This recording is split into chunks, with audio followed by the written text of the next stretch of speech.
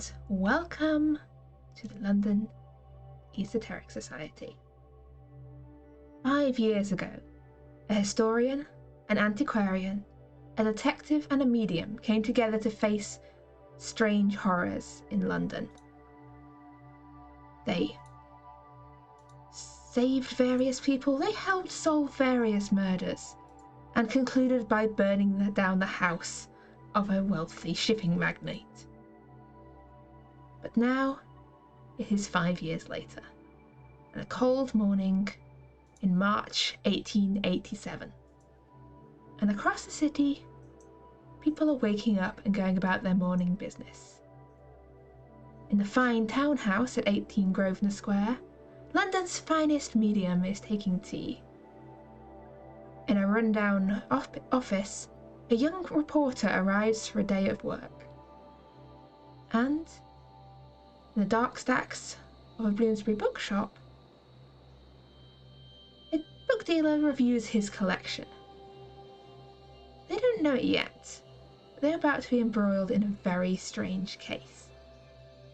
And we will begin with Mr. Franco Brunes.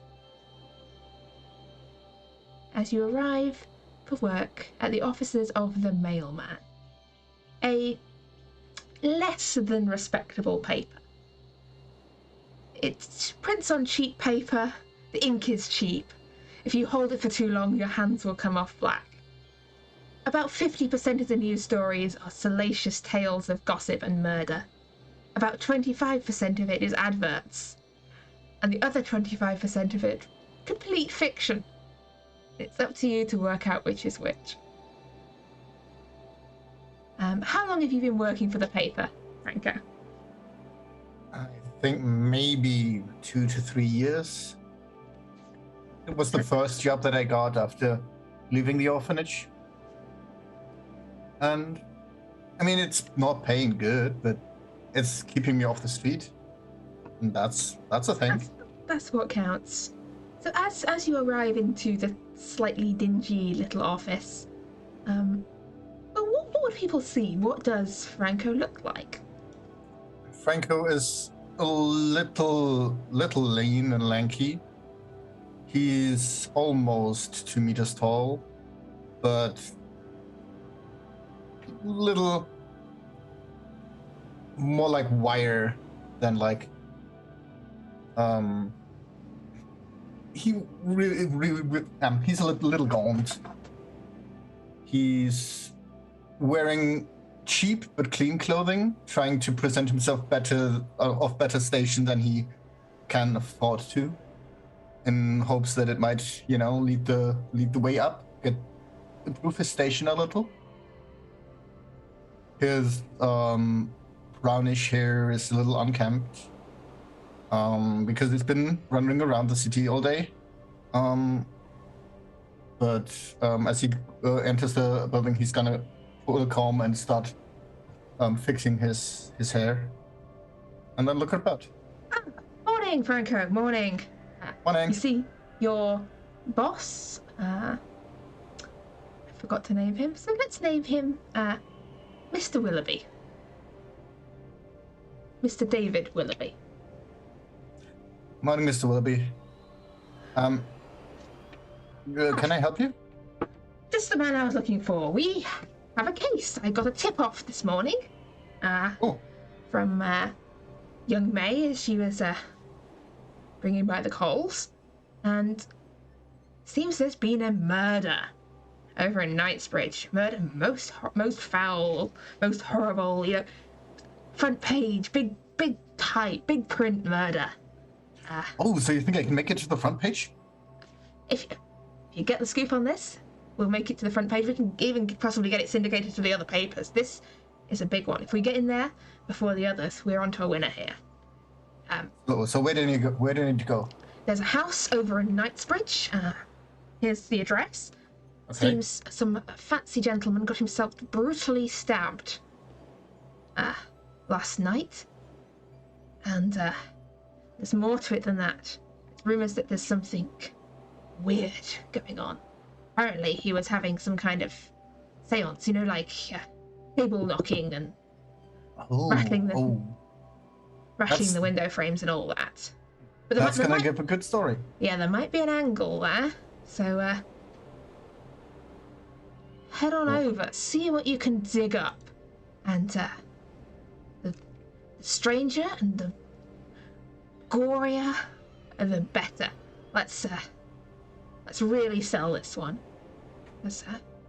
If not, I'm putting you back on trying to chase down the Hampstead Heath disappearances. Well, I'm the off, and I'll just turn around and leg it. All right, so you leg it across London. It's quite a long way. You could take a train or a tram or go on foot. How would you travel? Depending on how good my finances are at the moment, I might actually take a train if that's actually faster. Yeah, hop on the tube, which at this point is only partially underground, but yes. Yep, and still cool. It's yes, but unfortunately at this time the underground is still using coal-powered train engines, so it is filthy. As you head down and take the District and Metropolitan line over to Kensington. And as you're heading over, meanwhile, over in Bloomsbury, there is a small bookshop with a sign that has been painted over and changed many times. These days, though, well, Dr. Davenport, what would your bookshop look like from the outside? What kind of appearance does it give? Let's see. I've actually written this down somewhere. It'll have basically a large window at the front, which has got detachable shutters that are covered over in the evening to protect it. And it'll have large, sturdy black door at the front, and through the window you can actually see a set of shelves against the window with most of the more popular authors. And I think that's how it is from the outside, at least. Okay. And if we go onto the inside, what are we talking? Is this a clean and tidy, dingy and disorganized? What's the bookshop vibe here? Clean and tidy. To be fair, it's been quite recently furnished, so chances are you can still smell a bit of the varnish off the shelves. Around the perimeter of the room, you'll have the books, a set of shelves, books on the shelves, a sort of presentation table in the middle of the room, where most of the more popular authors or the newest releases are put on. The shelves around are split into different categories depending on, obviously, the book titles. And at the far end of the room is a counter where there is a cashier's till. And there's a bit at the back where it's sort of curtained off to go to the back room as such. Okay, and this morning you're at the desk this morning. Your assistant's off out or hasn't arrived yet. And as we're doing introduction, we've got the shop. What about the man behind the desk? What does Mortimer Davenport look like?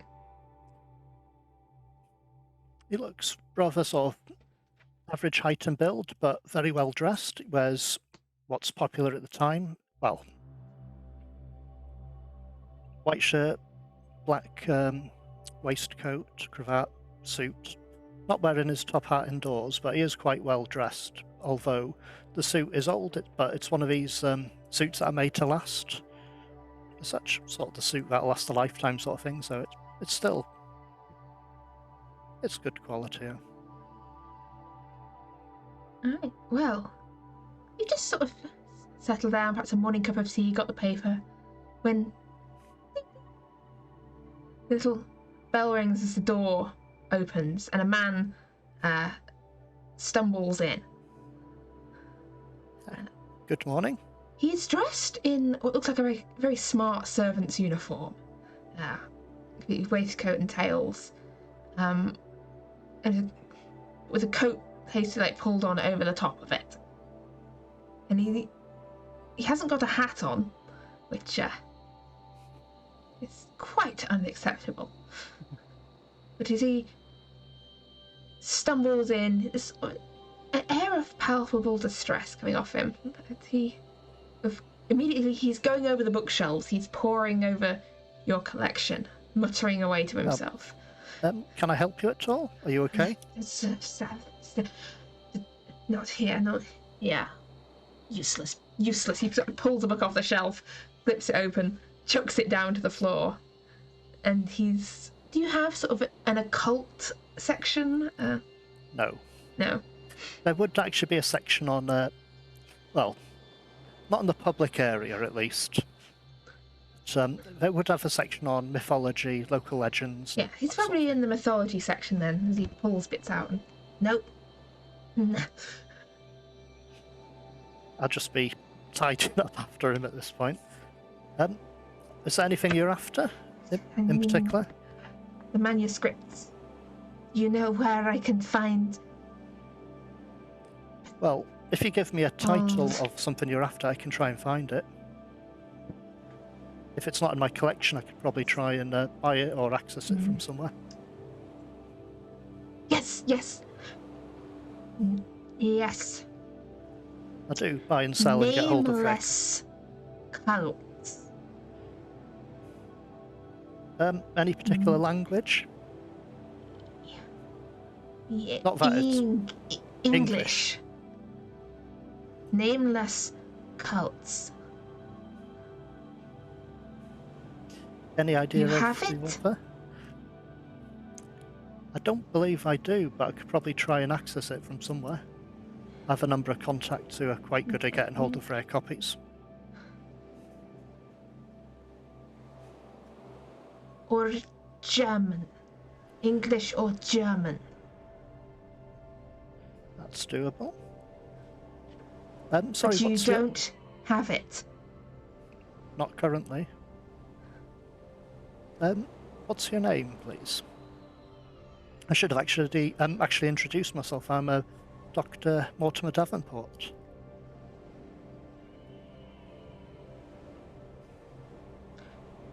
Bidwell. It's a pleasure to meet you. Do you have a way I can contact you for when I get hold of this copy? No.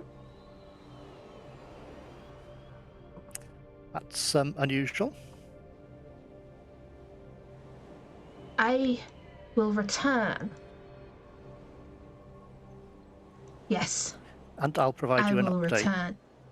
And he stumbles back out the shop. The way he's walking, he looks either like he's very drunk or doesn't really know quite how to operate limbs properly. Is there a way I could use medicine? I wouldn't be able to treat him, but assess of any condition, or would it be a psychology thing? You can make me psychology. a psychology, a medicine, or a spot hidden. Your choice. Just to see if I can pick up on any condition. I'll probably go with medicine for some reason. I'll just try and find one. I should have it somewhere. Unless I've actually closed it. Which is a possibility. Hang on a second. I think I've actually closed Roll20. Well, in which case, we will return to Dr. Davenport in just a moment. Just remember, we've got a roll pending. Because off over in a well-to-do part of town, we have Lady Irene von Watts, co-owner of 18 Grosvenor Square, a very fine townhouse. And your fellow society member is currently off in her rooms doing whatever she's doing this morning. She's not always around. But, your butler, James, brings you the morning papers and tea, Lady Irene? Thank you, yes. Yes.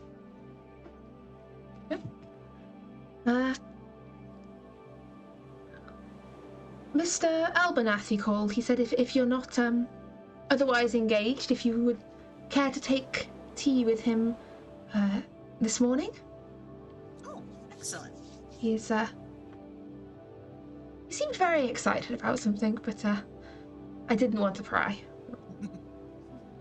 All right. Maybe we've got something. Maybe.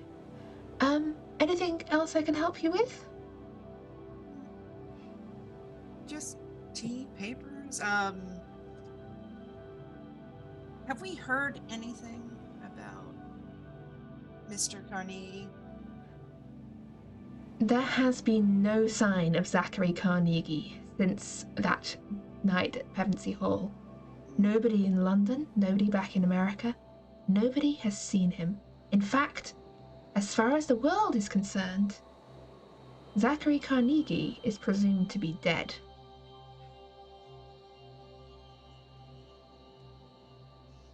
Whether that's true or not, you're not entirely sure. Just seems strange. There's not also even any sign of any of his friends. That makes sense. Nothing new on any of the information, Mom. There's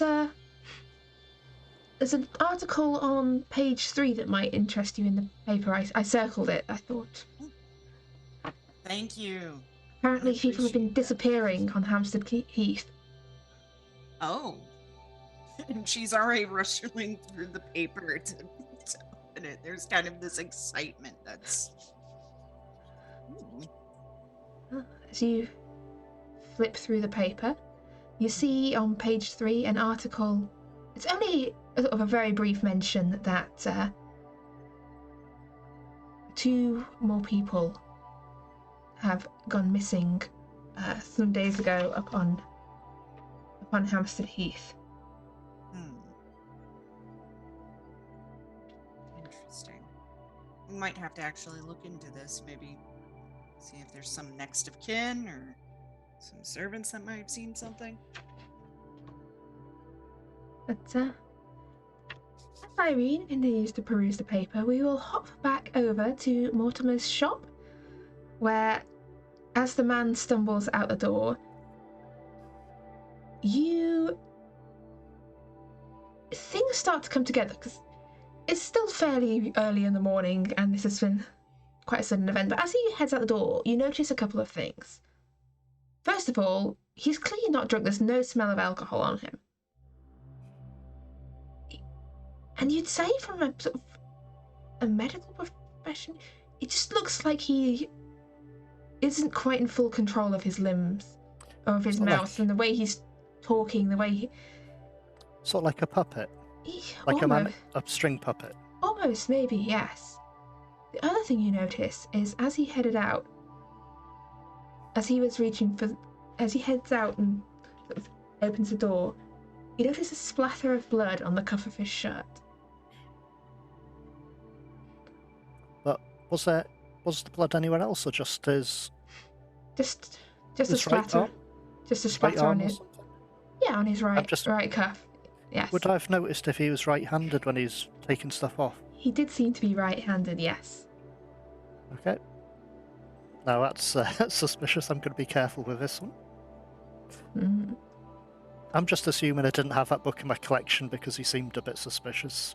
No, you have heard of this book, I believe. You haven't got a copy of it, but it is quite sought after in the occult world. It is a translation of an older German text. There's only one print run was ever done of the English version. And in fact, the printing company that put out the version since went into financial difficulties following a major explosion at their printing press some 5 years ago. But well, to be fair, I'll start the ball rolling for trying to track down a copy. Whether I actually get a copy for him is another question. I'll see how that goes, or whether I give him a copy. all right. So yeah, sort of putting out starting to put out the feelers to people you know. Where would be your first port of call? It would be my first port of call. I'd be a bit strange, but I might contact, let me see, possibly Elizabeth Merriwell at the library, because she might have an idea about books, strange enough. Yes. So yeah, and it's not that far, I don't believe, from where you are over to the library, and to meet your friend Elizabeth. And as you're heading over, across the city, Franco arrives at the address he was given over in Kensington. Okay. And you arrive to find a police officer of uniformed standing guard outside a very fine townhouse. Lovely looking place. And a few people passing by, sort of pausing to whisper among themselves and form, like a little circle of gossips around the place. You hear, I don't know what happened. There was a murder. I heard he killed all the servants. I heard all the servants killed him. Perfect. I'm just listening and writing down, and I'll maybe just start gossiping as well and write that down. And once I have basically grabbed the gist of what the populace thinks happened, I will move on to the officer in front and tell him, "Hello, I'm sorry, Franco Brunis, the mailman. Could I get a statement from you on what happened?" Reporters already. I was told to say no comment at this time. There's been an unfortunate incident, and that's it. Sure. Okay. I will. If he's able to see my notepad, I will write down. Sadly, the constabulary obviously does not know what happened. And Hey, it's not that we don't know what happened. It's just we're not telling you.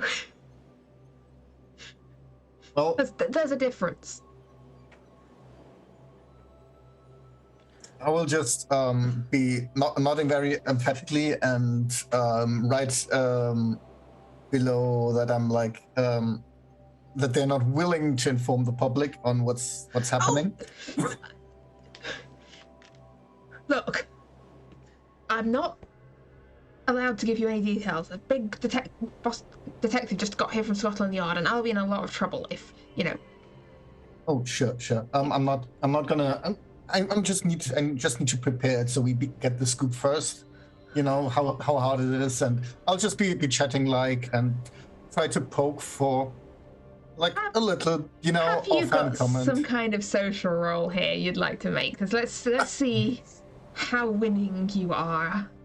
I mean, I would fast talk him if he's susceptible to that. All right. So what angle are you taking here? So basically, I'm trying to make him see my side of needing to have at least the broad strokes of what's happened, so that I can legitimately say that I was here first, right? Okay. And then try to poke him for a little detail here and a little detail there, and in a way that's not too noticeable. All right. In which case, I think either a persuade, a charm, or a fast talk would be appropriate in this scenario for varying degrees of result. Then I'd have a fast talk. Okay. Hard success on fast talk. Look, alright, promise, like, no I sticking don't my know name who on you any are. of this. Oh, good. No, Oh, no. good point. I've not introduced myself yet. So, guy who owns this house, big, wealthy shipping guy by the name of Bidwell, right? Mm-hmm. So, by the looks of it, his, butler stabbed him to death with a fire poker and then fled off into the night. Like, maid found him this morning. Butler gone, blood everywhere, Bidwell dead on the floor, and yeah. Shocking. Is there any motive already? I don't think so, right? I mean, he was supposed to have been, like, very respectable servant, but, yeah, I don't know anything more about motive. That's all I know. Okay, I haven't heard anything from you, and thank you. And I'll just whip off and go, like, around the building and try to find a place where I can enter the premises without anybody noticing. Okay. I think I'm going to ask for another roll here for this. Let's see. So you make your way around the back of the house. And you can see there's like a back wall and a back garden and doors, but in order to get in without being spotted, I think a stealth roll will be in order here. Sure. That's just a success. If you need it hard, I'm gonna spend luck for that. No, I think a success is enough. They're not expecting anyone to start suddenly climbing over the back wall into the house. You hop down into the garden. It's a very well manicured garden. You make your way through, and you can see people moving around in what appears to be like a downstairs study. You can see there is a maidservant sat in a chair. It looks like she's been crying a lot. There is another uniformed police officer, like the one at the door, and a second man, this one dressed sort of more smartly, looks to be some sort of Scotland Yard detective. He's got a notebook out, he's writing stuff down. And you can hear muffled voices through the window. Yes, seance. I'm going to need a list of names of everyone who was in the house last night, and anything that's missing. Any items that you've noticed? Not that I know of. No, Yates wouldn't do something like this. He was a good man. He carries on making notes, and sort of going through what happened when she found the body. It sounds like the maid came in to light the fire in the morning and found her employer lying dead on the floor. And she went to tell the butler and found him gone, his coat gone, and from her reporting, that was what? Read all his stuff. I don't believe Yates would have done this, but his coat was gone, his boots were gone, and everyone else is here.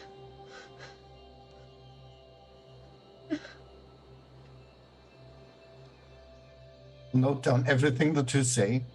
I will note down the way she looks and she reacts, and I will already start embellishing what could have possibly done, like being like a seance, a spirit summoned in the seance, taking the body of the butler hostage and murdering, and just like in bullet points, sketching out a possible ginormous scoop that I could get on the front page of our little reputable paper. Thank you. Walters, go make sure Molly Molly here. Get a sweet cup of tea and something maybe a bit stronger. Then you keep an eye on the house. I've got to go and make a visit. Something here that just doesn't smell quite right. To go ask a few questions. Yes, boss. And the detective heads out the room. The uniformed officer escorts the maid out to go and get her the cure to all ills. A cup of tea. Yeah. I'm going to ring with myself, thinking about entering the building, looking around inside, but then thinking he said he was gonna go visit somebody. I think I would try to follow the Scotland Yard officer. Okay. Trying to, not be noticed. Well, he heads out and hails a hansom cab. And black carriage pulled by horses. And you hear as he gets inside, he goes, Grosvenor Square. Well, I would curse to myself because that's going to be expensive. And then I'm hailing another one. And I'll tell them the same address. Yes, and it is expensive. So expensive. But that scoop might be worth it. Yeah, so as the two hansom cabs set off over towards Grosvenor Square, over at 18 Grosvenor Square, Cecil has arrived for tea. Cecil is a young man in his 20s, recently took over his father's law practice, and handles both the legal aspects of the London Esoteric Society. Should any of them find themselves in any difficulty, he will help resolve the matter. He also takes care of some of the financial aspects of the trust that the house and property is held in. And you could, as he arrives this morning, Irene, you can see there's a sort of glow to him. He's looking like a broad smile on his face and greets you warmly. Irene! Cecil! Lady. Wonderful to see you. Hi. Yes. Hello. Great. Good morning. Tea? Sit? Yes. Yes. You always have the best tea. Well. That's the butler. Still James. Mm-hmm. But, this house would be lost without James.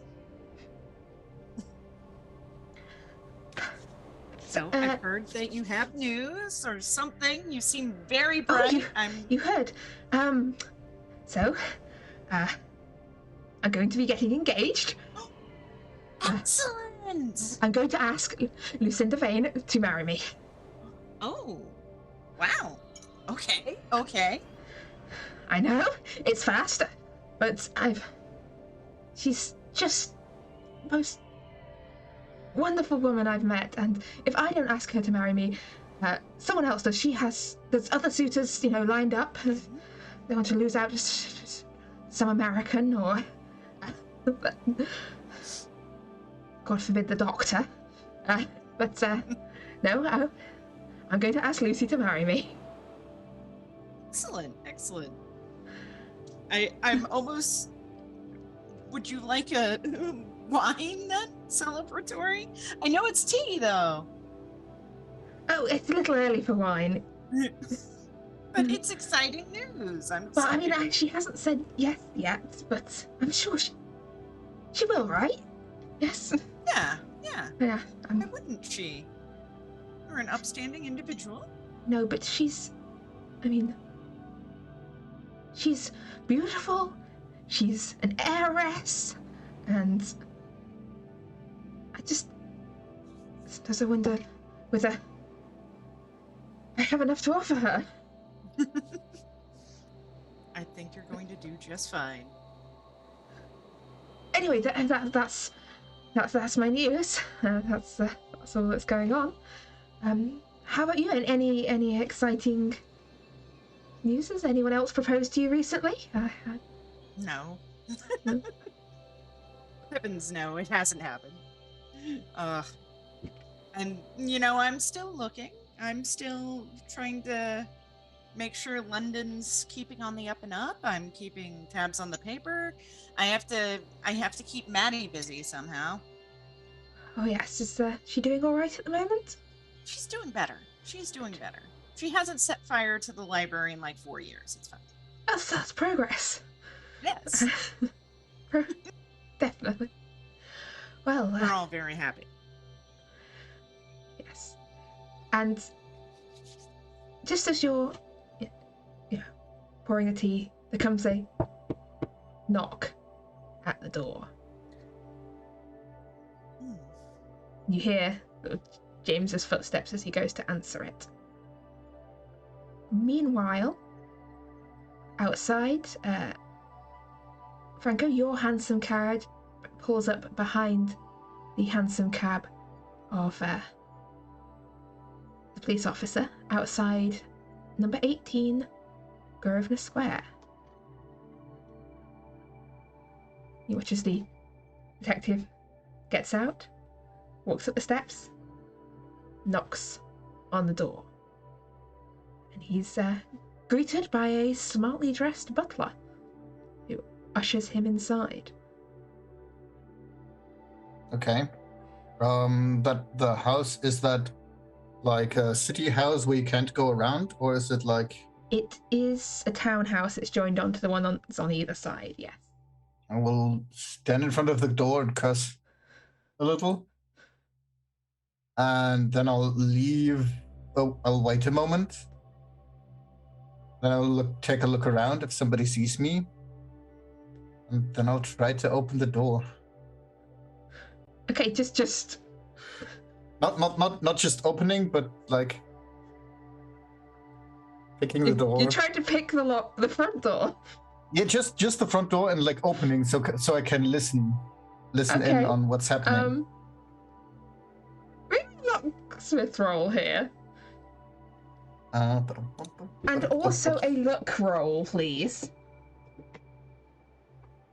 That's look with 2 O's. I was certain I had more luck than that. Oh, whatever. That's a luck roll? Yes. And a lock picking? And that's a lock picking roll. Okay. So nobody seems to have spotted you doing this. There's no one walking past at the time. But you do not manage to pick the lock. Possibly your nerves getting to you, having to do this in daylight. In full view of everyone. Would you like to push this roll? I don't think that was a smart move to push that roll. I would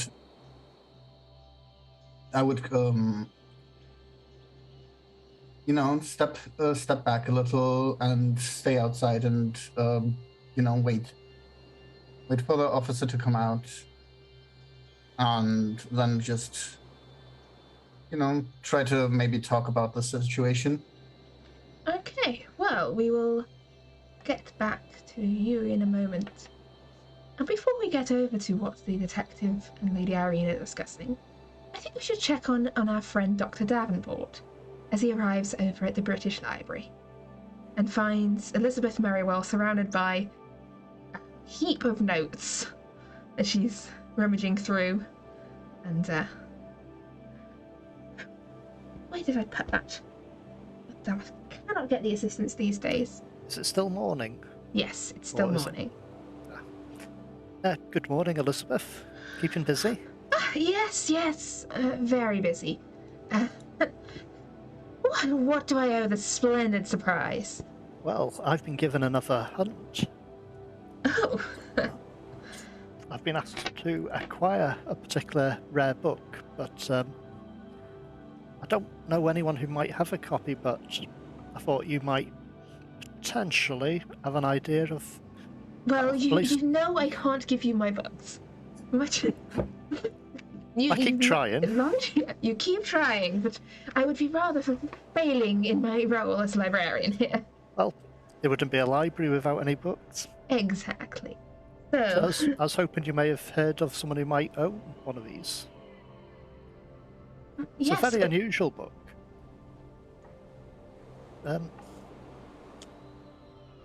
Book is actually called Nameless Cults. nameless cults. Well, I believe it might be one of these mythology ones.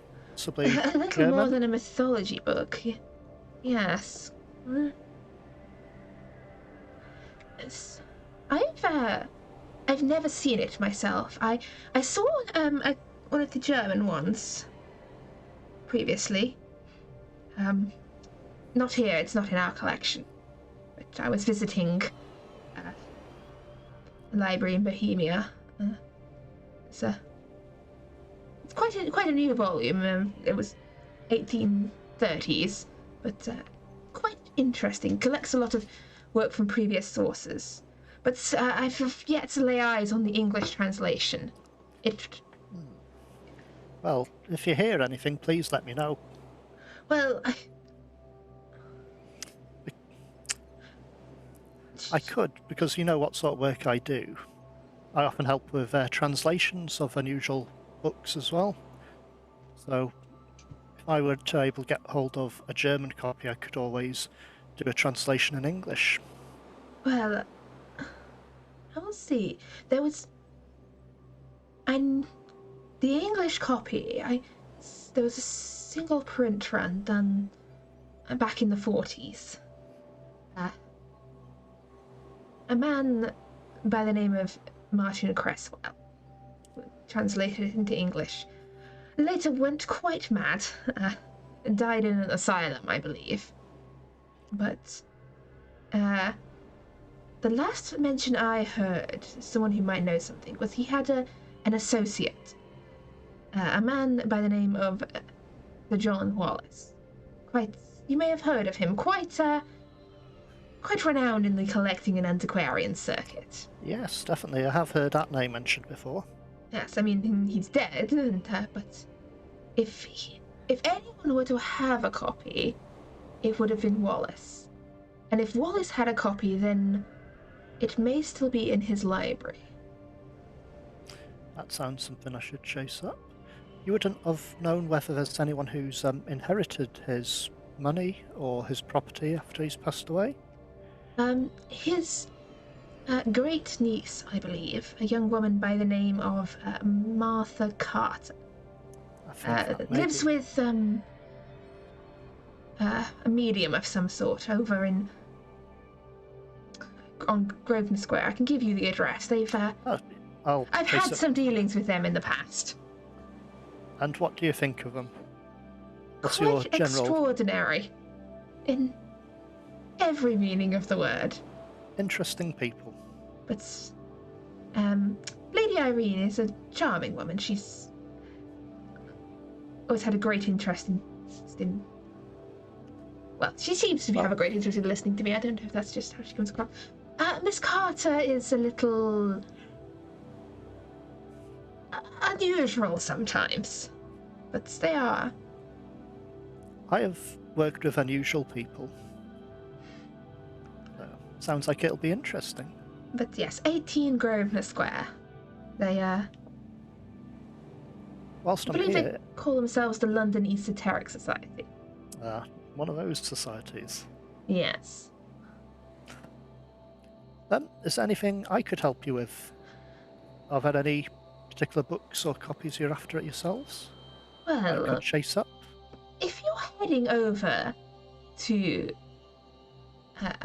Grosvenor Square, you might pass on my inquiries about a certain book I believe they might have in their collection. They never confirmed whether they had it or not, but it's called Monsters and Their Kind. It belongs in a museum or a library. I've not actually heard of that book. No, it's a one of a kind. Oh, But if you could try and open a channel of communication, I'm very much interested in acquiring it. I'll see what I can do. Well, definitely thank you for your help, and I shall chase up with Miss Carter and Lady Irene. Yes, well, it's delightful to see you as ever. You should come by more often. I should. Yes, Keeping busy at the moment. My sister makes it difficult, though. yes. I've been invited to a function at the house next week. I'm very I should- charming. I'm sorry, I forget the correct titles these days. The lady... Lady Catherine Ward. The Lady Ward. She wishes to introduce me to her unaccompanied friends. Oh, what? Watch out. That's what I'm thinking. I'll see what I can do to avoid them, but definitely. At least everyone's keeping busy these days. Indeed. I do have a strange question for you. Does the name Bidwell mean anything to you? Oh, John Bidwell. Could very well be. It's a name I've heard recently. It seems to trigger some sort of memories, but I can't quite recall where I've heard it. He is a wealthy trader, but bit of one of those amateur historian types who reckons themselves a great explorer. Explains why I've not heard of them. No, fool of a man. No problem. I'll better be on my way and let you get back to all this. I'll pop in again soon. Delighted. And as you head off, where are you headed next? Well, got plenty of time. I believe I'll check out the London Esoteric Society. Okay, so I'll head that way. Head on down to Grosvenor Square. We go to a parlour where James comes back to Irene. Inspector Barnes from Scotland Yard is here. Oh. Inspector Barnes, is he? Inspector Barnes is here from Scotland Yard. Wow. What luck? He wants to talk to you about something. I did say you were already, busy. Cecil, do you mind if I take a moment? Oh, no, I should probably be heading on. I've got to go to the jeweler's. That makes sense. Good luck. Tell me. Have tea again. We'll talk about it. Maybe dinner. I will do. Yes. Yes. Dinner. Yes. Are you going to Lady Ward's function? She's having a bit of a get together. Do you get an invite? Did Lady Irene get an invite? Probably not, because she is not a lady. Yes, that's true. She's having a function, you say? Yeah, I only got invited because, well, Lucy was going, and Lucy was going because her friend, it's Halsring of Associates, but well, if somehow I'm invited, and it's a little bit fancy for me, and would you like some support? Because I will come if you would like some support. I mean, I'm not. If you a could, friendly face. You see, like tracking back, I'm like, you know what? Yes, I don't think I'll turn you away at the door. All right, I will get James to put it on the schedule, and I will see you there. Yes, I think at this point you're a +1s, +1s, +1, +1. Yes, probably. But it'll be fun. It's definitely one of those things. Oh, I didn't get an invitation. There's kind of that look. Oh, I didn't get an invitation. All right, let's crash this party. Have a good evening, Cecil. And Oh, yes. as James shows Cecil out, there is this kind of spring to Lady Irene getting out of the chair to go. She's excited because It's been 5 years. Lady Irene. I wish we could be meeting under better circumstances. As per usual. Yes. But Tea, we just made a pot. Do you want? I had tea before I set off. I can't keep up with your tea drinking amount. Yes.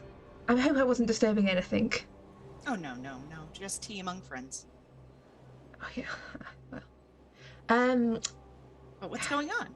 And she's already opening like a notebook and getting ink, and it's very much this, what's going on? What's happening? Well, and she's trying to keep the face kind of looking like, oh, this is terrible, this is serious, but there's definitely light in her eyes. There's been a murder. And I don't know that it involves the kind of thing you're involved with, but you know when you have a feeling about something. Kind of the hair stands on the back of your neck and you're like, I'm not sure. Yeah, I just quite like your eyes on this one. All right. Can you tell me anything about what was going on? Yes, as far as we understand it so far, that the victim was a man called John Bidwell. A wealthy man, some interest in the occult. I'm still trying to follow from when that started and what manner that took, but it seems that he held a small seance at his house last night. I've sent people to try and find everyone who attended. I was surprised that you weren't on the guest list, actually. It seemed he employed the services of a Madame Valeria Delacroix? Ah! I know her. We are familiar. And there's definitely this bit of a grading there. We are familiar with each other. Let's see. Yes, well, I'm still not entirely clear what happened at the seance. But there seems to be no indication that anything majorly dramatic happened. And the guests departed. And then the morning after, the maid found Mr. Bidwell dead in his study. Seems he hit his head on the fireplace and then was stabbed through the chest with a poker. Head in the fireplace. And she's right. Yeah, he looks like he hit his head on the corner of the fireplace, which would be a perfectly reasonable accident if it wasn't for the poker very firmly thrust in. Oh, sorry, lady present. He was stabbed. It's all right. As you know, we have dealt with some interesting happenings. Yeah, I don't want to know about it. That stabbed very assuredly into the person. Mm-hmm. And the butler was apparently seen leaving the house in a hurry the night before. No one thought much of it until they found their employer dead. But interesting. He'd taken his coat and his shoes and left blood-smeared fingerprints on the wall where they were hung. So he clearly, if he didn't kill him, was there. He is currently the prime suspect. We have officers out looking for him. Name? Description? Henry Yates. And he describes a man in his 30s. Impressive moustache.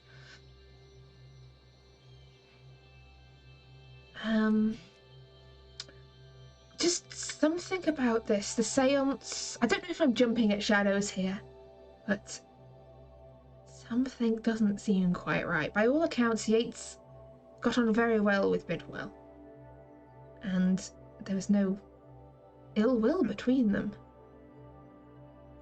And Ah, yes, there's one other thing that the thing that really sent me over here is Mr. Bidwell had only recently been released after a several-month stay at Elbrook Asylum down in Brighton. The sanatorium. I'm sorry, I should be calling it the sanatorium. Oh, so he... And from my experience, where that is involved, where your sort of things are involved, sometimes prolonged stays in sanatoriums are involved as well. Yes, I've heard it called a holiday on multiple occasions. Sorry. It's okay. But yes, a holiday I've heard it called on multiple occasions from people who spend way too much time staring into things they shouldn't stare into. So yes, would I be able to borrow a little of your time, perhaps? Come over to the house, do a little Looking around. Whatever it is you do. Yes, of course. I mean, my schedule has been booked for weeks, but it's okay. I can ensure your time is compensated for as a consultant. Of course. Wonderful. Yeah. So send me the address, and we will head over as soon as we can today. Yes, here we go. It's over in Kensington. Okay. He hands over the address. Thank you. And goes to leave. Mortimer, as you arrive at Grosvenor Square, I think I would like you to make me a spot hidden roll, please. No problem.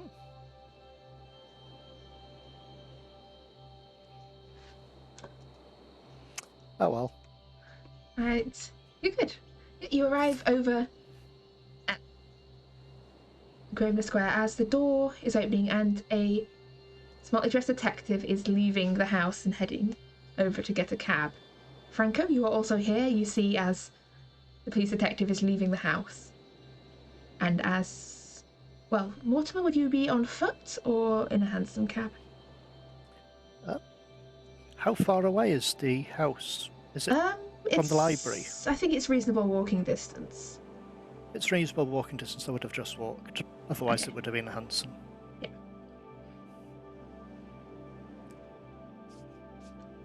So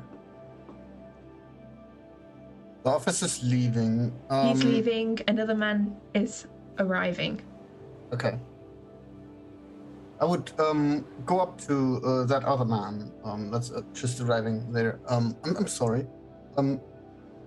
Franco Prince from the mailman. Could you just quickly tell me who that lives there? I don't know. I've never met them. Oh. Well, I'm sorry. Must have mistaken your walking direction then. Very possibly. Then obviously. What would your interest be with whoever lives there? Oh, you see, I'm just maybe possibly on a big scoop, trying to get some of the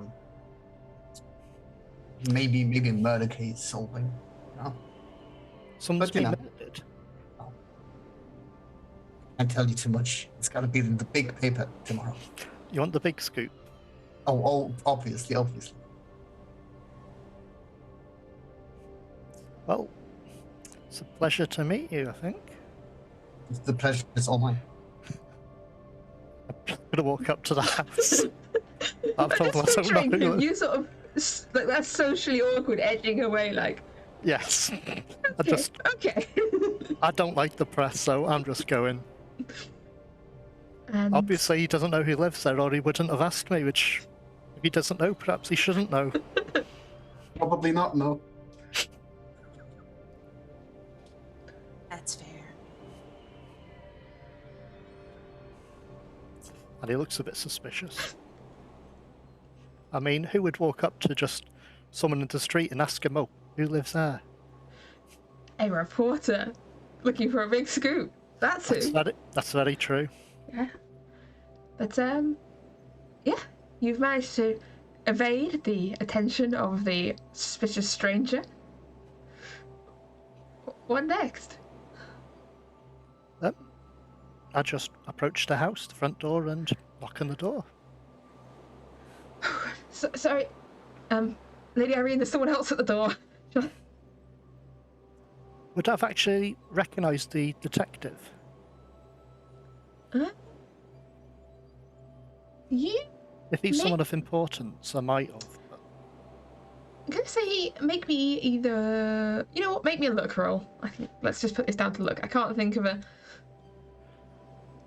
appropriate roll otherwise. We've not quite got to the point of a do I know this detective roll.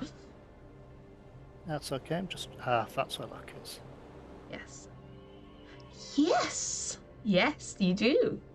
That man is Detective Howard Barnes of Scotland Yard. You've never dealt with him professionally, I don't think. I'd probably recognise him from some sort of function or some sort of story. He's a well-respected detective. He's solved some very gnarly cases. Considered very good at his job. Sometimes the information he manages to get hold of is nothing sort of miraculous. Almost as though the dead themselves could speak. We all have our talents. But yeah, as he departs, you can see this house. Is there any kind of plaque or sign of what this place is, or does it just look like an ordinary townhouse? By this point, there has been a plaque that's been installed. Just a little one. Yeah, just a little plaque. You know, London Esoteric Society. Little bitty plaque. In brass. Yes. Yes. Most assuredly.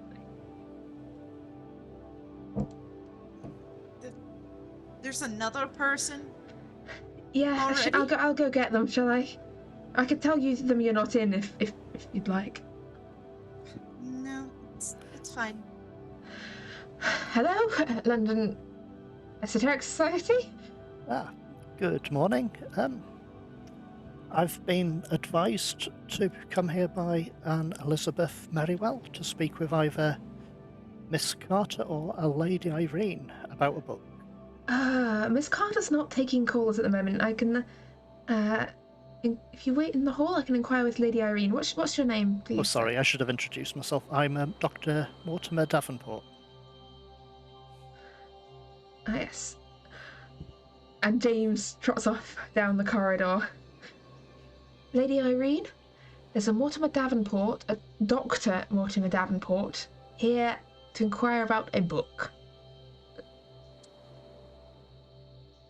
All right. And you see her kind of stand up. She gets a little dust off of her, and then she affixes her sword belt.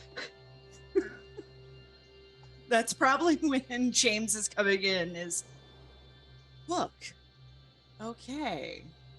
Yeah, he didn't say what book, just book. There's just this look at James. It's like, if they're coming here for a book, you kind of know what kind of book they're looking for. All right, let's send them in. Here you go, sir. Lady Irene. Thank you. Dr. Davenport. Shall I fetch some more tea? Yes, please. More tea. Pleasure to meet you, Lady Irene. A friend of mine you may have heard of, well, actually, she recommended yourselves to me, Elizabeth Merriwell, It's from the from library. the library. I'd been making inquiries about a book, and she suggested I'd ask yourselves, well, actually, Miss Carter. I believe the book, well, you may or may not have heard of me. I often buy and sell rare copies of books or do translations. So, I actually have a store, a shop goes by two different names. That's Mortimer's Memoriams, or sometimes it's just referred to as Davenport's. I think it used to be Blake's Books. Letitia Blake's books? I've taken over that shop or that business and established it, well, my own business in the same property. But anyway, I'd been asked to acquire a copy of a book that may have belonged to a Sir John Wallace at some point. All right. And she kind of sits back down and she pushes her notes to the side that she had been writing in her notebook. What book in particular? Well, actually, the book I'd been asked to look into purchasing a copy of was called Nameless Cults. It's a very unusual book. I've not laid eyes on a copy myself, but I believe it may deal with some sort of mythology or legends, that sort of thing. I have heard of it, and I have looked upon it with my own eyes before. So I can confirm there is a copy in the house. Would that be more a matter for Miss Carter to make that decision? I'm guessing from what I've heard she may have inherited it, or... well, not it as such, inherited from Sir John. Yes, that would be more Miss Carter's line of questioning. I will tell you straight up, from knowing Miss Carter for as long as I have, she will tell you no. Strangely enough, I expected that answer once I realised how rare this book was. Do you happen to know if there's copies in German or English? Just because I know it's very rare to find a copy in English. I believe it is in English. It's a original translation from one of Sir John Wallace's associates, who then promptly went insane and then spent the rest of his life in a sanatorium.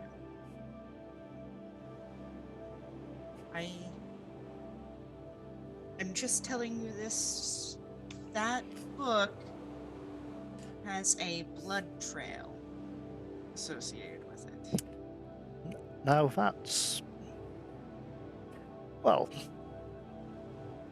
that's not a surprise to me from the morning I've had. The gentleman who was interested in acquiring it, I wasn't entirely sure about providing him with the copy of said book.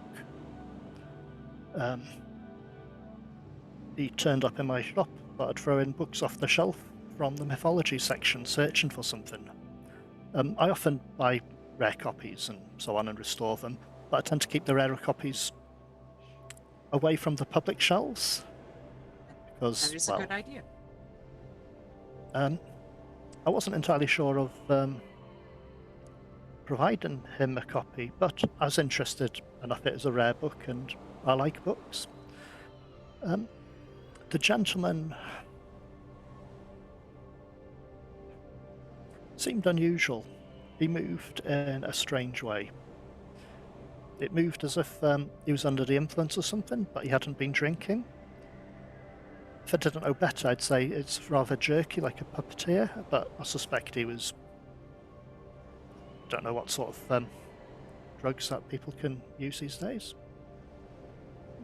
What was his name, out of curiosity? Well, eventually I got a name off him. He didn't seem to be completely coherent, which is why I wasn't entirely sure about passing said book to him anyhow. The name he gave was Bidwell, I think. Bidwell. That was the name he gave. It took him a while to come up with that name. That's interesting. That is the second time I've heard that name this morning. And the first was from the detective, the inspector. Indeed. There has been a murder at the Bidwell house. Is there anything you'd like to share about that? Actually, whilst we're discussing this, you might like to know that I was met by a journalist just outside your house. I believe Branko Braniz, something along those lines. He was looking for a big scoop on a murder. He wanted to know who lived in his property. James, Yes, Lady Irene? there seems to be someone skulking about the front of the house. Do you want me to get Bo? Yes, please, get Bo. Okay. Right away. I've never been keen on journalists. Well, in my line of work, they tend to bring quite a lot of chaos, and honestly, some of the things that I have seen would never even fly in the paper. Not all the papers, I suspect. There's some strange ones out there. Mm-hmm. But yeah, it gave the name Bidwell. Have a seat. We'll have some tea. We can talk about this, because you seem interesting. I was planning to, well, acquire a copy of said book, but I wasn't planning to steal a copy of said book. I'm a professional. I buy and sell copies and restore books. I appreciate that, So because that if the answer's book, no, then the answer's no. that book in particular is very close to Martha. There was another book, actually, Elizabeth mentioned. Mm-hmm. I think I've not actually heard of this book myself, but it was a copy she thought someone may have had at the London Esoteric Society. The book was called Masters and Their Kind. Monsters. Oh, Monsters. And Right. their kind. That's another strange book. And I can confirm we do have a copy. Yeah, must have a lot of books. We do. It's we pride ourselves on our knowledge of esoterica and occult nature and various things.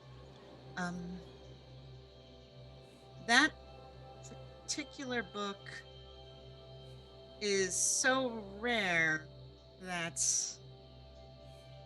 again, it's one of those things where you might find a copy of Nameless Cults. Monsters and Their Kind. I believe I've heard that is a one-of-a-kind book. Pretty much. It Um, is astute. I'm trying to think, who does that book book belong to? Is it yourselves or the library, or I don't know? It's ourselves. It's specifically owned by a friend who has absconded to parts unknown. So we've been keeping it safe for him. I would be interested in talking with this friend at a later date. As would I. Because it's been about 5 years since I've seen him. Hopefully he is well. That's the hope.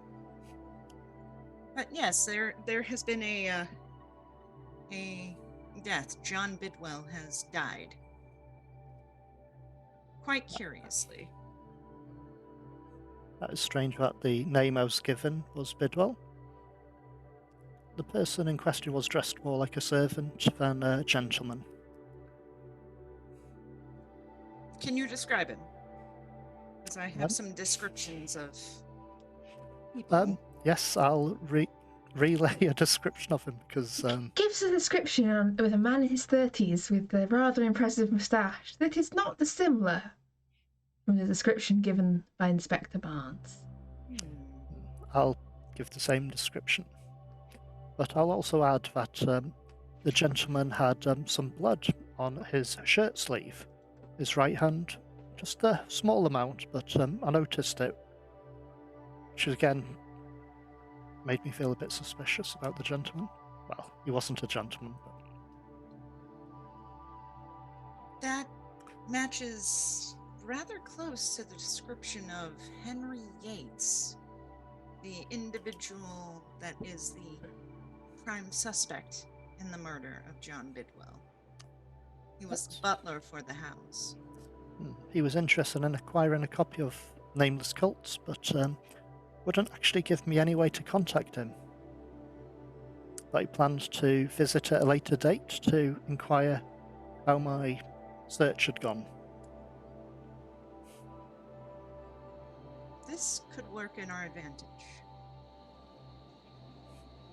See, the inspector tends to bring us in when things seem occultish in nature, as you can tell. If we can help them detain Yates, we might be able to find out exactly what happened. Certainly sounds a plan. So what we could do, did he give a day, a time, or anything? Nothing at all. Well, if I was going to say, if you see him again, you could tell him that you have located a copy, and that we can set up an arranged time. If you're all right with subterfuge, Dr. Mortimer. It is not unknown to me.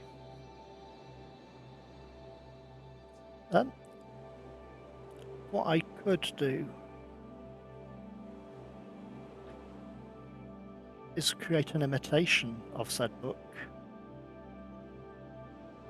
I often have to repair and restore books, sometimes where they're falling apart, so sometimes I have to practically rebuild the book from scratch.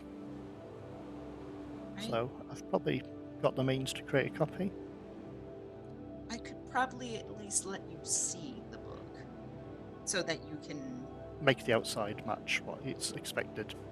Yes, exactly. That should be enough. We could definitely do that. James, what's going on outside? Well, what is going on outside indeed? Franco, you were lurking around outside, and you then see, so when we're talking March, the morning sun is fairly low in the sky. So what you see over your shoulder is, sun's probably fairly high, but this is still a massive shadow, as this dark shadow falls across you. Man's bigger than I am? That's scary. As you turn, you see this rather large, muscular man wearing what looks to be a groom's uniform. Well, hello? Hello? Mr. Hathaway says you've been lurking around, causing trouble for the ladies. No, I'm not causing anybody any trouble. I'm just being curious. Well, I recommend that you go be curious elsewhere. Otherwise, you and me are going to have a problem. I mean, such a gentle advice. I couldn't possibly, throw that into the wind. So sure, I'll leave. Right. If you want to talk to the ladies, you can make an appointment. Oh, I mean, if you would relay one, that would be very nice of you. I would be very interested in a little chat. I'll relay that. Well, I carry will on. no longer disturb or take any of it, and Good. I'll leave and probably go back to the building where the police is probably still going on. Okay, so as you head over back towards Kensington, James returns to report to Lady Irene that Bookman there saw him off. He's lurking about. Shouldn't be a problem. And as Dr. Davenport has found himself drawn into this murder case, and as Lady Irene has found herself drawn into this book hunt, we will find out how these two matters collide and whether Franco will get his story in a Already moment. have. Well, yes. We'll get his front page story in a moment. For now, we're going to go to break and we'll be back in 10 minutes.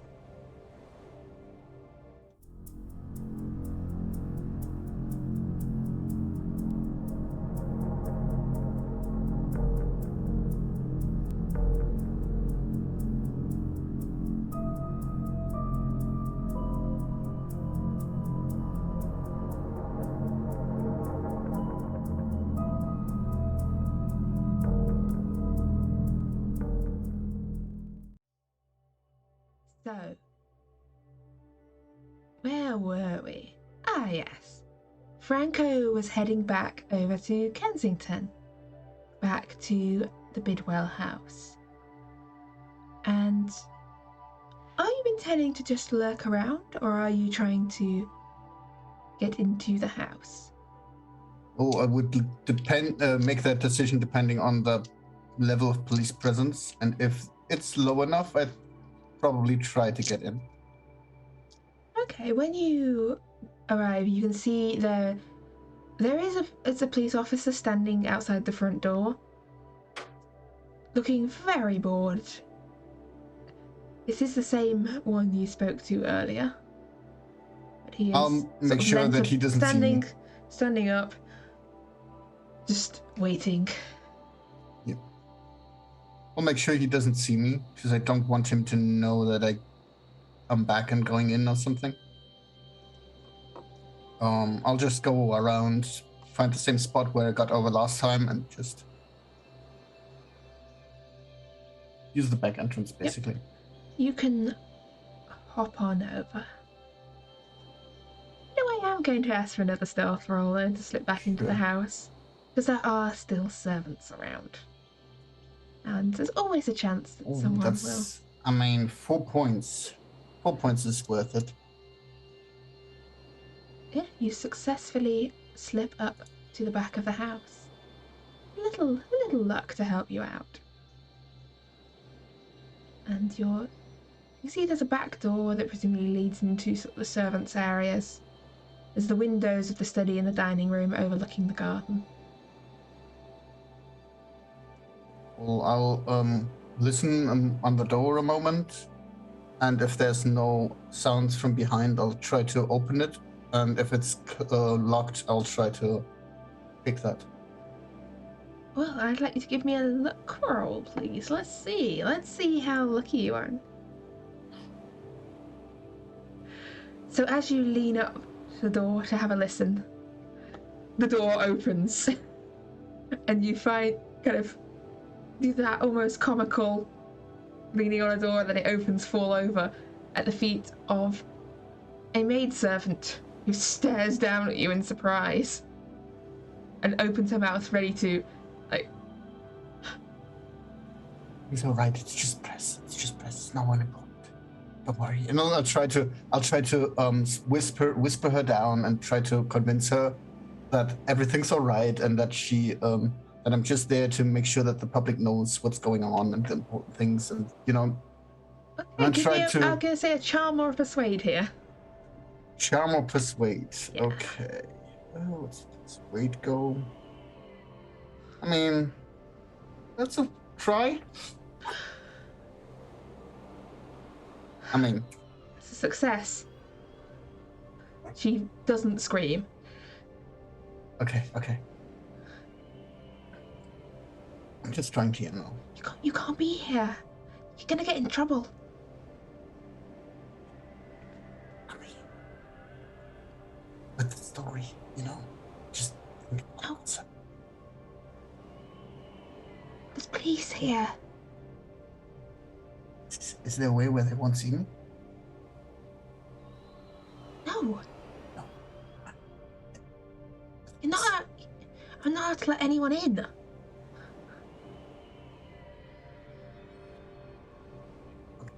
Okay. Get out of here before someone sees you. Sure. And she shuts the door. Yeah, and I'll move back, calm my nerves for a moment, and then take a look around if there's a way that I can enter that I won't be running into servants immediately. Maybe like a cellar or a way up. There is what looks like a hatch leading down into a coal cellar, and there is also a not quite a patio, the Victorian equivalent of like a patio door leading off the dining room area. I can't remember the word for it off the top of my head now, but just a side door leading into the dining room. Sure. I'll wait a moment, just to give some time and space between me and the maid catching me. And then I'll try the patio, because I'm assuming that a coal cellar is probably just coal. Yes. It's like a chute that then just gets filled with coal. I mean, it might be possible that there's another entrance in those, and I might use it to enter, but unlikely. And so I'm going to the patio and trying to look around and maybe spot an entrance. Okay, so there's a door leading into the dining room. It does seem to be locked. Well, It looks like it's latched on the inside.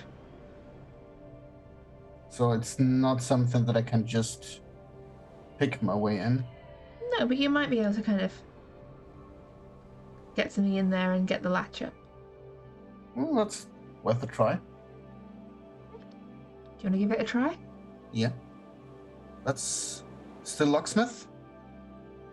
Yeah, still locksmith. It counts for all lock fiddling ways. Oh, that's another 7 points. That's fine. Luck's there to use it, right? So with a little luck, you get in without drawing any attention to yourself. And you can see the dining room, a door off it leaving what is presumably like the main hall of the house, and the door leading into the room next door that you saw through the window, the study. The study, where the victim was. Yes. Well, I'll peek into the study and, hope that there's no one in there. There isn't. There isn't.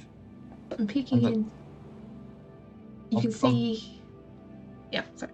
Well, I'll take time and, scan through, try to find anything that police might have missed, stuff that they might have not not put away yet.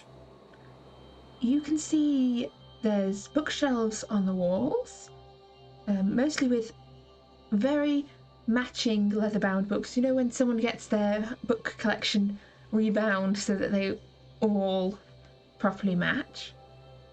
You can see there's a very fine mahogany desk with a few bits of paperwork on it, an inkwell, a blotting pad, and a paperweight that, upon closer inspection, appears to be possibly a piece of a temple somewhere, like a hand of a statue that's being used as a paperweight. There is a glass cabinet on the wall with a few curiosities in. We're talking Victorian Grand Tour memorabilia, bits of archaeology curiosities, locally made artifacts from around Europe, and just a couple of photographs showing the same man standing in front of the pyramids, black and white photographs, old Victorian, standing in front of the pyramids, standing in a desert somewhere, with a group of people doing excavation, holding something aloft in his hand. It looks like he's travelled a lot. And finally, there is a very nice fireplace with burnt out ashes in the hearth. Some blood smeared on the sharp corner of the mantelpiece at the top, and blood-stained floorboards by the hearth. the body has been removed. Okay, I'm gonna go through the paperwork that's on that mahogany table. Since I know already that he's been killed here.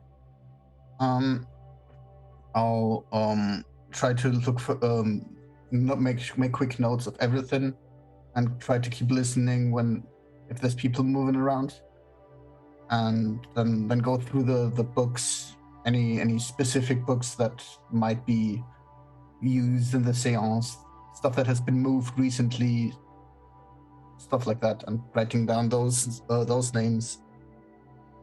Okay. All information that could possibly be used.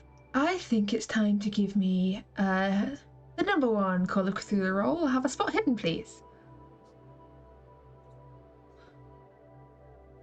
Okay, so searching through the paperwork appears to be mostly related to financial transactions and his actual business of shipping and trading, and essentially you could file it under boring business stuff. Doesn't seem to have any relation to occultism or murder. The books on the shelves are also not really to do with the occult. Most of them are history, travel logs, a few pick off. But you do notice a book bound like all the rest of the others that looks like it's been moved more recently. Like it looks more worn than the others. The leather looks like it's been taken off from the shelf a lot more. It's not hugely dusty on the rest of the shelf, but this is clearly been disturbed. And as you pull it off a shelf, you notice that whilst it's bound like a published book, it is not, in fact, appears to be a diary. Written in the same hand. And I will obviously take my find and try to find a place where I'm not immediately visible if somebody enters the room. So you're going to stay in the room? Either that or the place. I'll try to find a hiding place. You wouldn't be immediately obvious if you were hidden behind the door or under the desk. I'm not saying you won't be spotted, but you wouldn't be immediately obvious. Sure, I'll or possibly in that cupboard.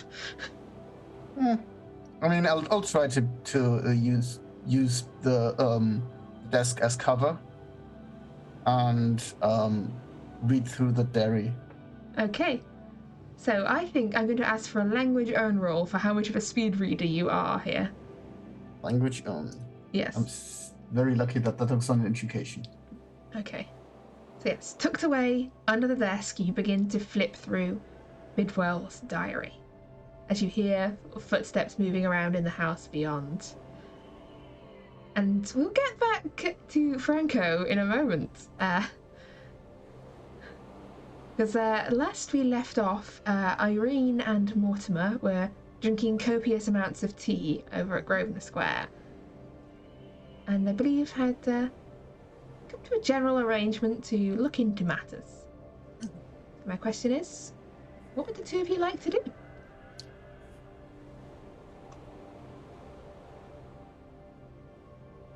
Lady Irene's kind of looking Mortimer over. And there's a little bit of a smile that comes on her face. Would you fancy a carriage ride? I need to go and take a look at what is going on at the Bigwell estate. I don't mind. And you have something planned, haven't you? Well, I usually have someone with me when we go out. Usually it's Maddie. And, well, Maddie is unavailable.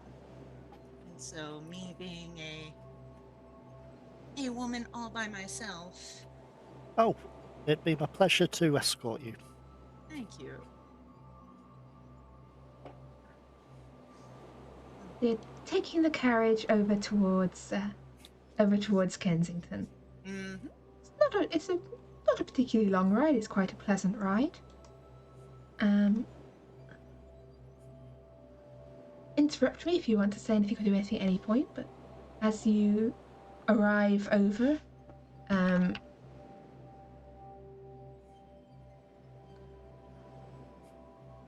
Your bookshop, I knew the previous owner. I didn't, strangely enough. That's probably for the best.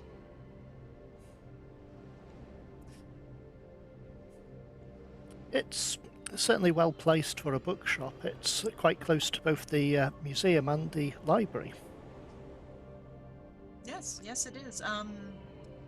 It's either coincidence, karma, or just dang bad luck that you, who owns now what was formerly the Leticia Blake's bookshop, come asking about nameless cults because it was her father who did the original translation.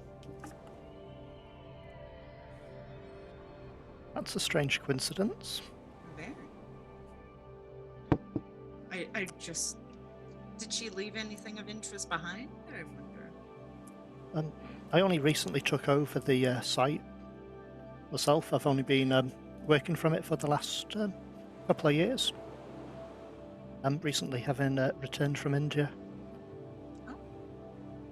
But, I've already got quite a few books in my collection. I've got an interesting proposal that Miss Carter might be interested in. I do have quite a few rare copies in my collection myself, and potentially we could come to some sort of arrangement along the lines of I could create a copy of another rare book in exchange for access to nameless cults, so I can create a copy of said book as well. We might be able to work something out like In which case, we both gain a copy of a rare book. Though, But that'd be for a later discussion. of course. But I am warning you, that book is trouble. There is always trouble surrounded by that book. It seems to be. Do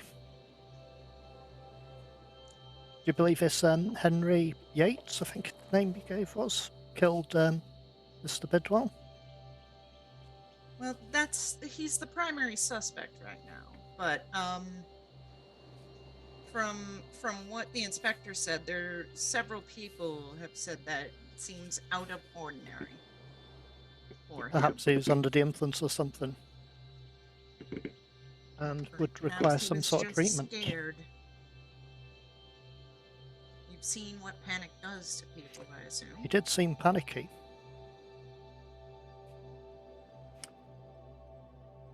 We could create effectively just a hollow copy of said book, so the binder matches.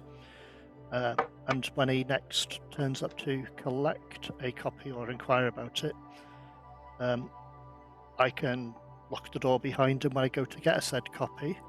And due to the layout of my shop, if the police are interested in detaining him, they can just wait in the following room. That sounds most excellent. And you become kind of a hero. Your shop might be in the paper. You never know. Stranger things have happened. As you arrive over at Bidwell's house, you see one bored police officer standing outside. But otherwise, the street is fairly calm and quiet. And the police officer looks up as you arrive and goes,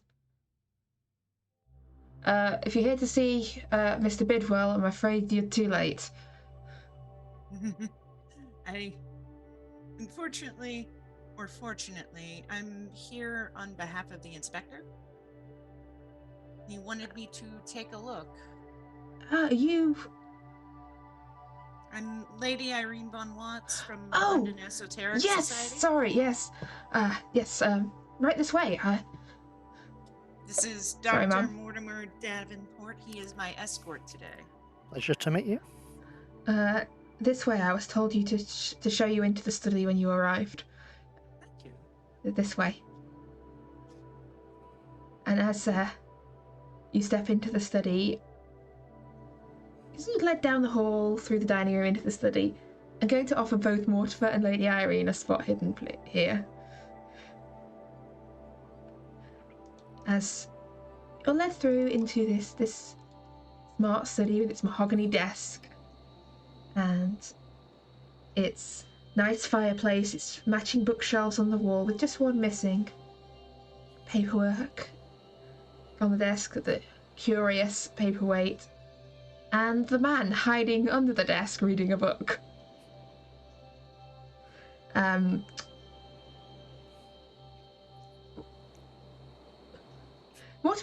You don't quite catch this until you can see Lady Irene. The angle you come into the room, Lady Irene, you could straight away. There is a man sat under the desk, and at this point, Franco, you've found a couple of interesting passages in Bidwell's diary, I believe. You should have them in your handouts. But yeah, that's where we are. Very interesting. Thank you so much, Constable. Oh yeah, do you need to leave so you can do your It would thing? probably be Yes, best. yes. It would probably be best. You can relax. Just shout if you need me. I'll be outside. It's okay. I'm quite the screamer. I will definitely let you know.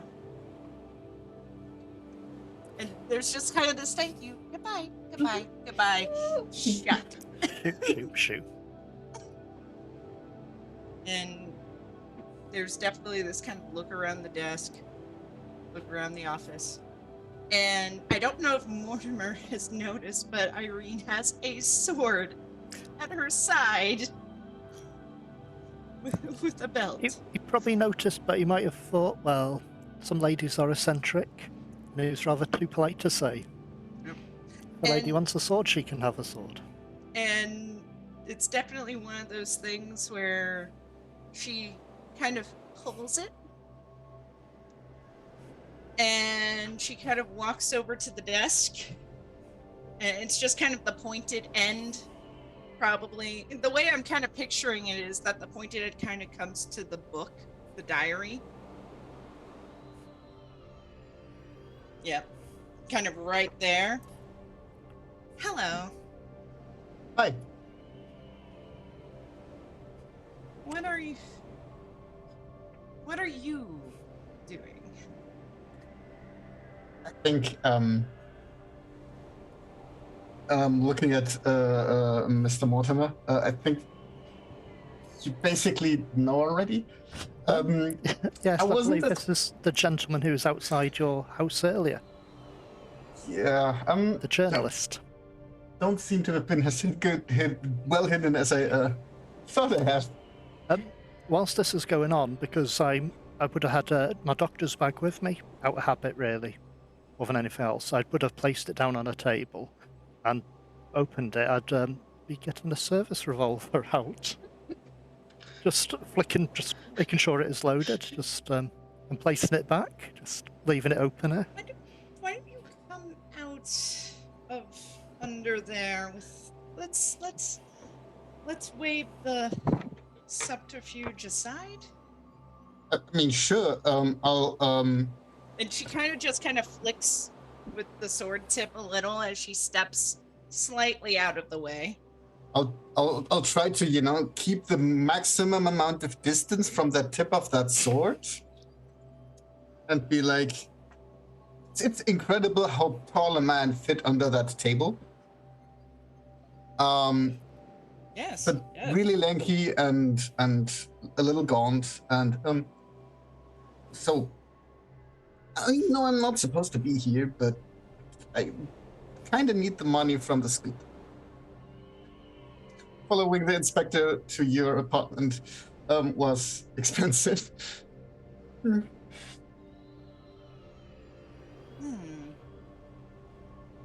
Interesting.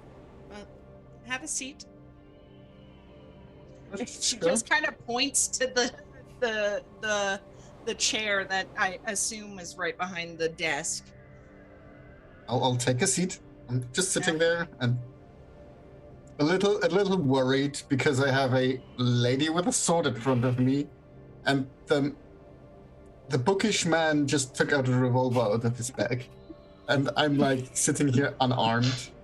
There's definitely this look over at Dr. Mortimer when he pulls out the revolver. It's like He would have placed it back in the bag, but have the There's bag just- still open. yeah. There's just this kind of little nod. I see what you did there. So, you're Franco. Yes. And she slowly goes to lower the sword for a second, and then she brings it back up real quick. It's like, you're not going to scream, you're not going to shout, you're not going to make any untoward moves on my personage or try running screaming out that door, are you? What good would do that to me? The police don't know that I'm here.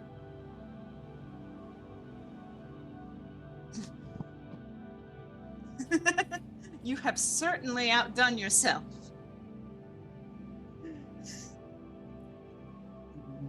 Not as good as I hoped I was and thought I was, I guess.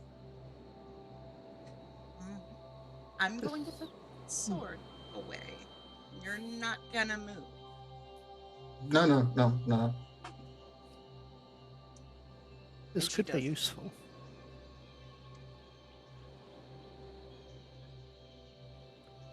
So I've read this thing, and there's some weird stuff in there.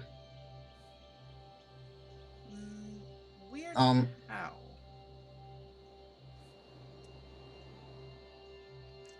It's kind of about a book that some friend of his, of the victim, I think, brought from Bavaria in the 40s somewhere. And for some reason Are you that guy looking went. at the right handout? Hang on. Am I looking at the right handout? I'm not sure. I might have read an entire handout that was not the one that I'm supposed to be reading. The one you're after is Bidwell Diary 1 and Bidwell Diary 2. Oh, I'm not reading the correct one. I was forgot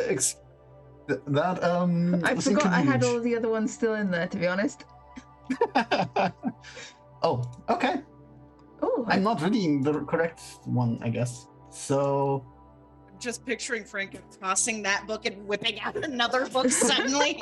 it's in handouts, not books. I think you're thinking Yeah. of yeah, I Sir had John's Sir John's diary.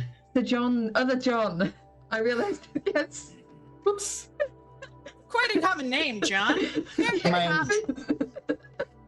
These things happen. But Let's yes, just imagine yes. I had read that thing. It's all So- connected, but yes.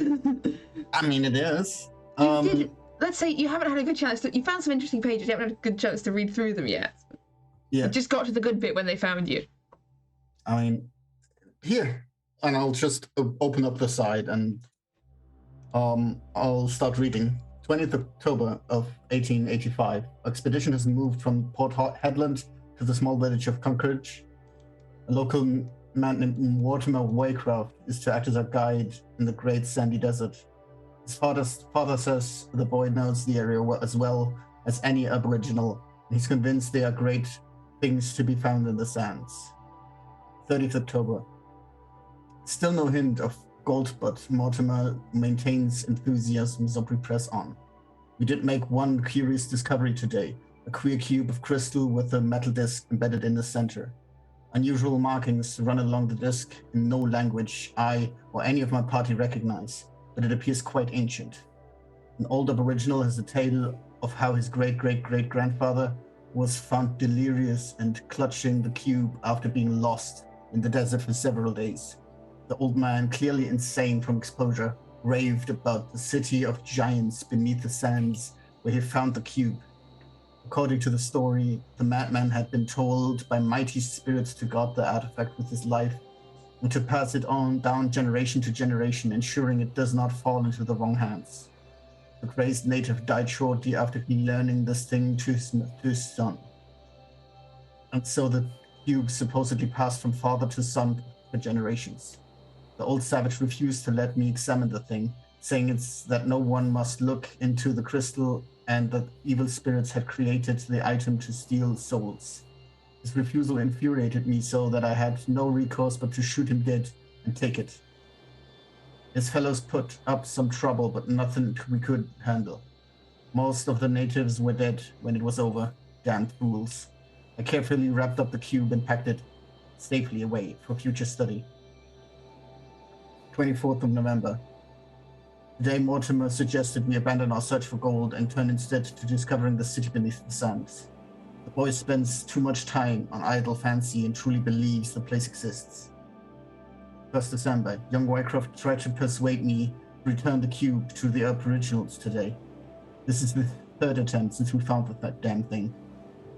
26th of December, caught Mortimer trying to steal the bloody cube. This was the final straw. He's become more burden than help. We have yet to spot any sign of gold.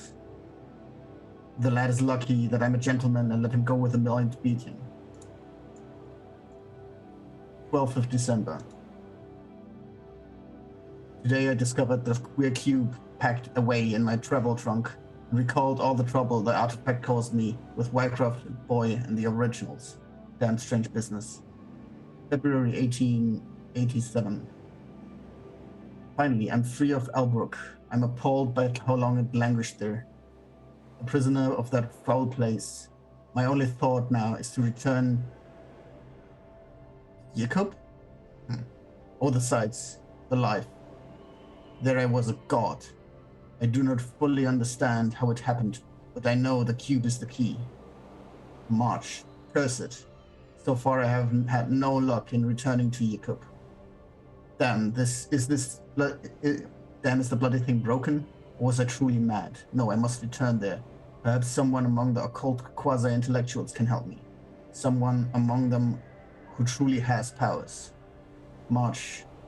For weeks I have sought the aid of mediums, psychics, and occult societies in my quest, all to no avail. Tonight I will contact my own ritual to try and activate the artifact. That's the last one, I assume. That is the very last entry in the diary, right with misspellings. Yeah. This feels odd. Indeed. It seems quite questionable. I mean, if you look at the things here, he's kind of accomplished hobby archaeologist, but he just admitted murdering like natives and beating up a boy over an artifact in Aboriginals, Australia, I think.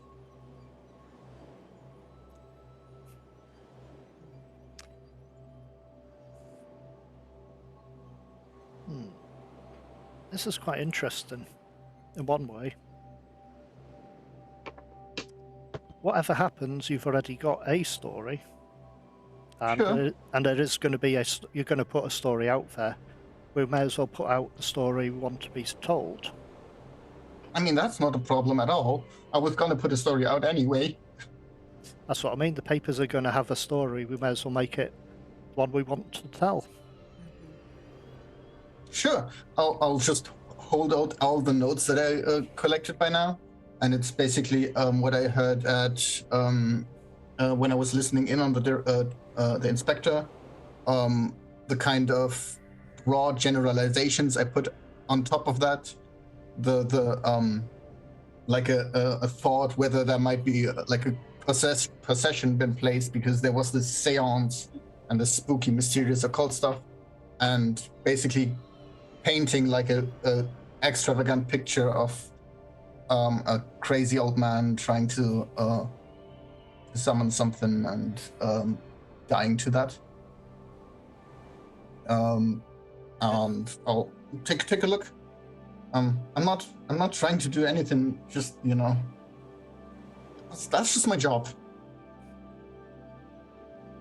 You are wandering dangerously close to some very interesting things.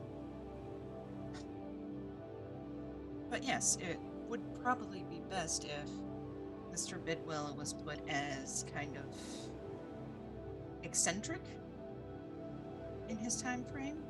Maybe he lost it, possibly, and the seance just was a tipping point of some sort. But I'm more interested. That's a great story, and that's probably what the inspector is going to also write out. But I'm interested in the actual truth, what actually happened. So it seems like he has some sort of artifact.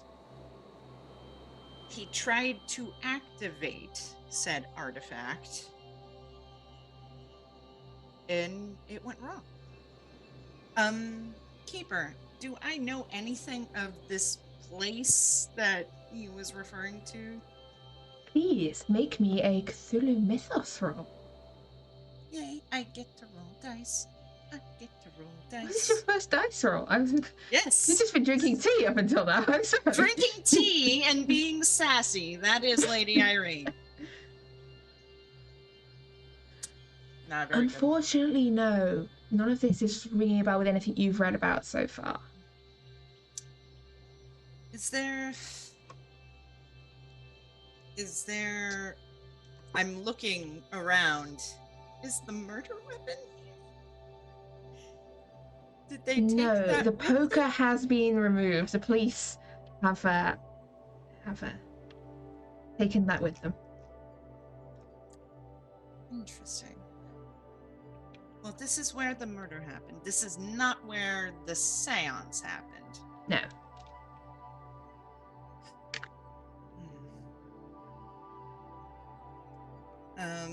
Lady Irene will take the diary from Franco. Well, if you're going to be here, you're going to work. Yeah.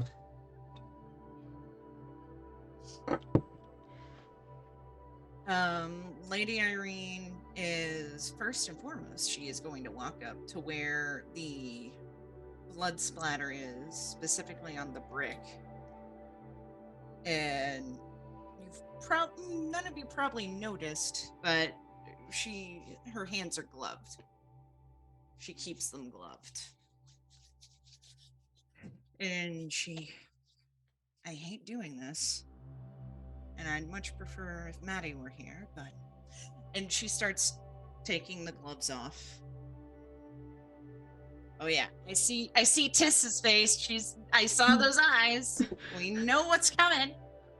And Lady Irene is going to put her hand... She's not going to put her hand on the blood splatter, but she's going to put it on the stone. And yeah, we're gonna roll some stuff. Let's give me a mediumship roll. Let's see what we can dredge up here. That is a regular success. A regular success. So, for an instant, yes, the word is probably psychometry, but mediumship. The world flickers around you, and you catch a glimpse of previous events. It's not as clear as some of the visions you've had in the past. This is more sort of a stuttering series of flashes. You hear voices in the other room. The sound of Madame Valeria intoning her usual spiel about calling on the other side. You hear footsteps. You see a man who you've not seen before, but who matches Bidwell's description. Reach into a drawer under a cabinet and pull out this cube of crystal about this big. You see as he heads back into the other room with it. Time stutters, flashes of more images. You see him returning back into the study with this cube. Sort of sits down in the chair regarding it. Why wouldn't this damn thing work? Shakes it a few times, muttering to himself. Time passes by again. It's later now. It's later in the night. All the guests have departed. Bidwell still sat in the chair, staring into this cube. You hear the sound of footsteps. You see Yates enter the room. Sir, perhaps it might be time to put that down and get some rest, sir. You see Bidwell shake his head. You see Yates reach for the cube. There is almost a flicker, a flash, a look of confusion and panic on Bidwell's face as he goes to strike Yates. Yates shoves him into the corner of the fireplace firmly, and then you see Yates just grabs the poker and drives it down as a crunch. And then Yates bends down, picks up the cube. So slowly, unsteadily, joints clicking, like moving uncertainly as he departs. And you flash back into the present. And I am going to ask for a sanity roll, please. I knew it was coming. That's gross. Oh, I failed. Ooh. Please give me 1d4 here for you. And you lose 4 points of sanity. Okay. You're back in the room. Lady Irene's going to pull the gloves quickly back on as she kind of backpedals.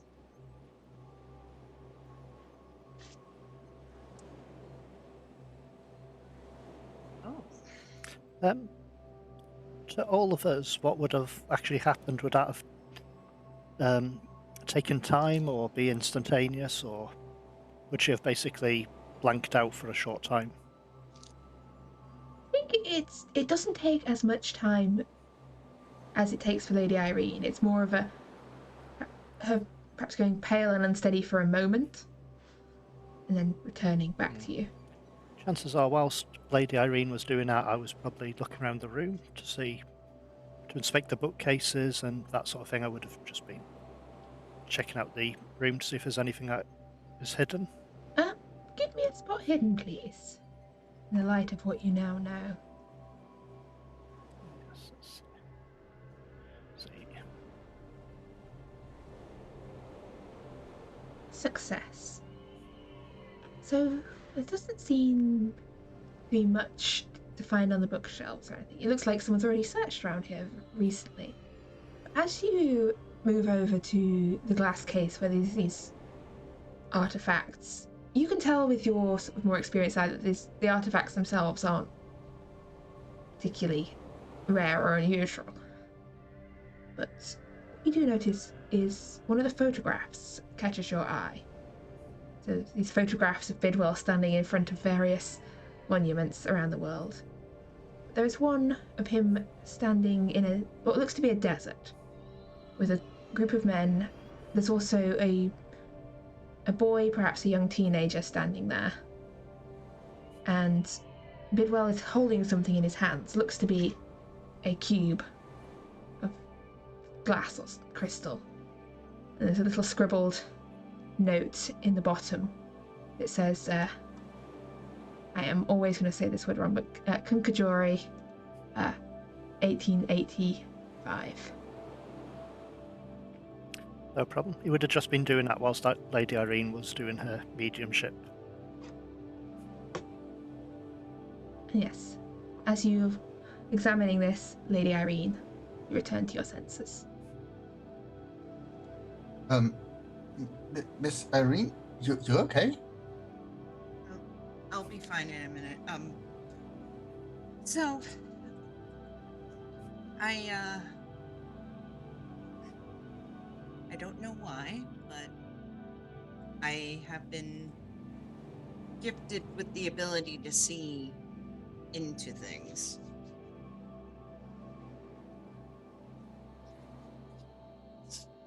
Okay. To look back. So what you see.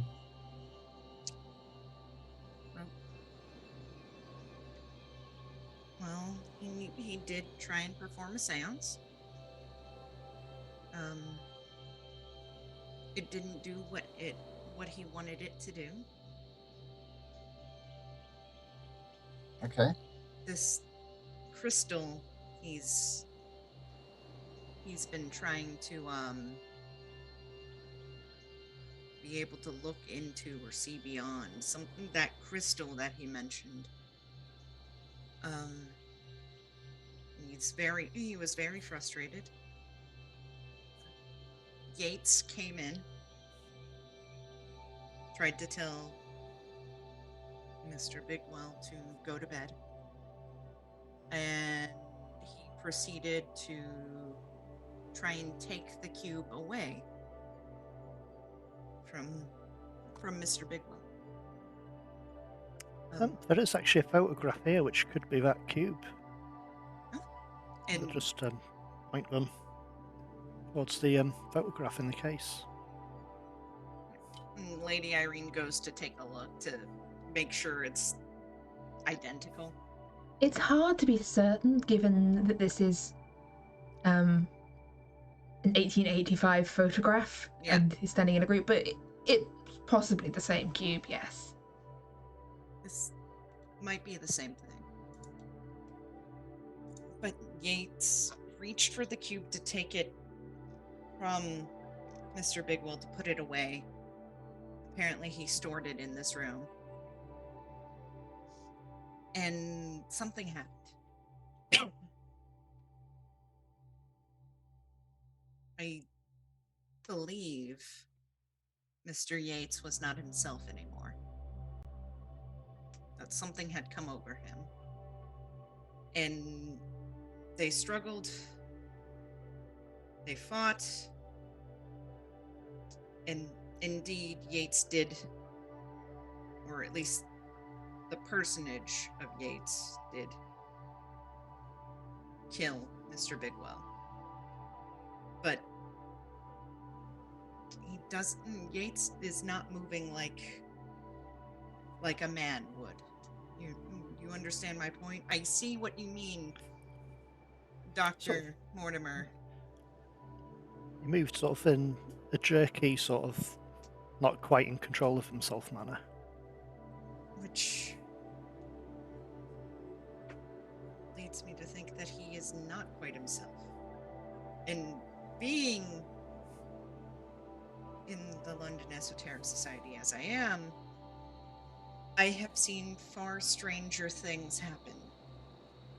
I have seen plants murder people. I have seen so many things. And there is definitely this look at Franco when she says he this. gets his pen and paper out. Yeah. Not public knowledge, I assume. Well, you could write it, but you're just going to be laughed at. Oh, there's a lot you can write without getting laughed at. But I'm thinking something came from the crystal into Yates. And now he has the artifact in question and has ran.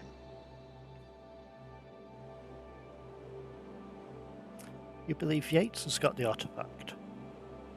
From what I saw, he pocketed it and left. How big was this item?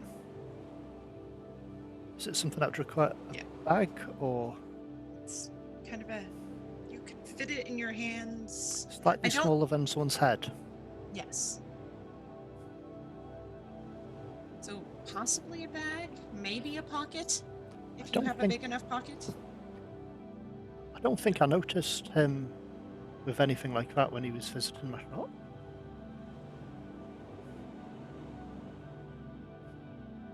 Not that you saw, no. He didn't look to have a bag with him or a key, though he was wearing like a big coat bundle of paper or anything, so he's No. not. It's not something I would have been looking for at the No. time, anyhow. Where would somebody, I mean, assuming this is some sort of entity that's possessing this butler. He could have just gone mad, to be fair. You could have gone Oh. crazy. Yep. Oh, okay. I was thinking, No. where does somebody hide then after? You know? There are plenty of places to hide in London. Well, I know where I would, but that's not where somebody from, let's call it high society would hide. He was a butler. Do you think he's high society? He's wearing, I'm assuming, clothes like the maids and the others here do. Although we might not know where he's hiding or where he's hidden it, we know where he wants to make an appearance. That's exactly where I was going, Dr. Davenport. And she kind of taps him on the shoulder. That's exactly what I was thinking. We know where he wants to be. So where? My shop? Oh, so you saw him in your shop, and he's gonna come back to your shop? Yes. He wanted me to get hold of something for him. Okay. I deal with unusual artifacts occasionally and books. That's actually how I got tied into this. Fascinating. I could be the eyes if you need somebody that's not as conspicuous. He's expecting me to have something for him when he arrives, so he'll Okay. expect to see me. And if he's expecting for you to have that particular book, that means the answer might be in that book as to why he wants it or what this item is. And so where do we get the book?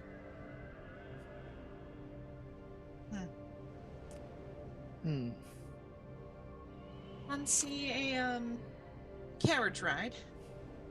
Another one? I can't really afford another one for today. But, No. I no, can no. cover the cost if necessary, if we're getting a hansom. I mean, I I'm have a not saying no. carriage. Oh, I have a carriage. Franco seems a little bit out of his depth with the people with the amount of money that they just casually throwing around. Lady Irene does look at Franco, and it's very much you're involved now. So He notices that one. yeah. So, all right, let's head back home, shall we? I'll James, leave through the back door. No, you're coming with me.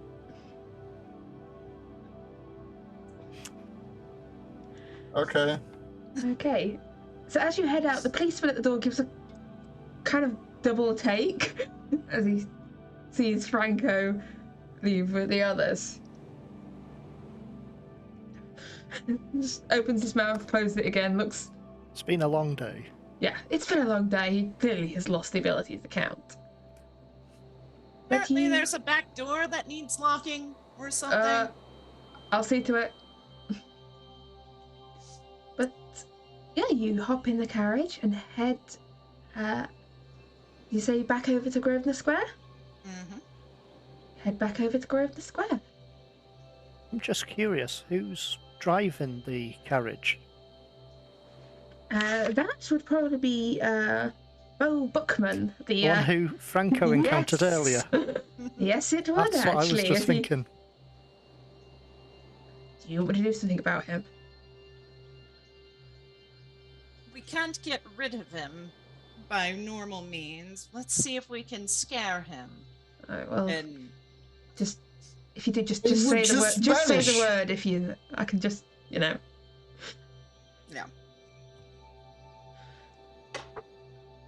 But yeah, you arrive back at the society house.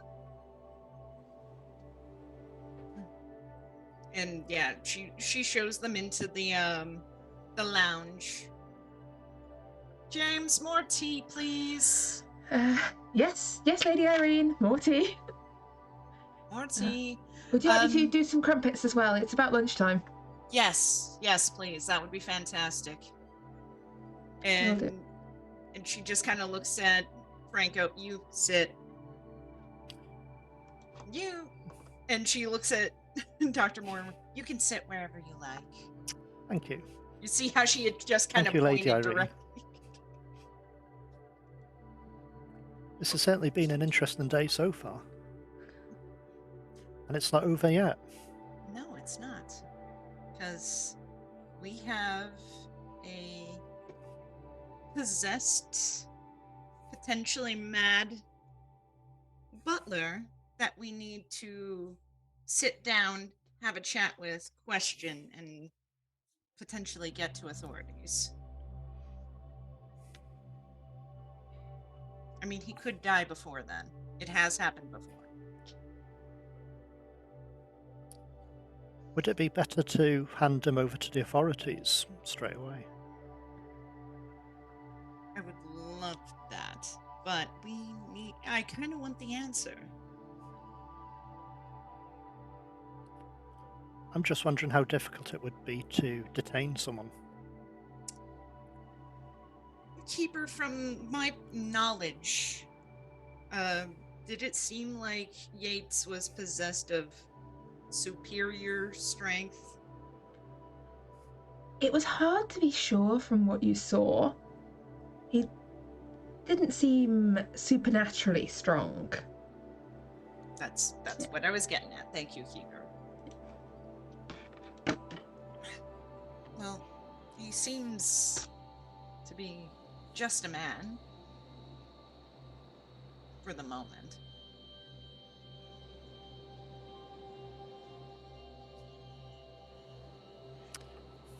Could he be something else?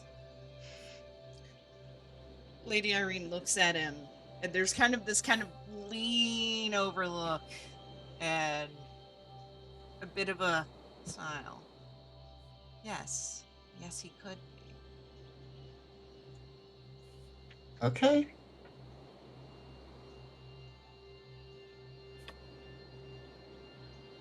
There's a reason I carry my sword when we go out. It's a nice sword. Thank you. And she's gonna go and fetch the book.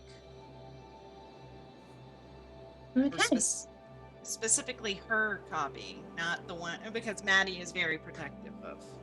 You're not quite sure where Maddie keeps her copy. Yeah, I don't know. We've searched that room. It's in weird places. Maybe a mention of a prison wallet. Who knows? But yes, you return with this. It wouldn't fit there. This black leather-bound book, entitled "Nameless Cults," a translation from the German by Dr. Martin Cresswell.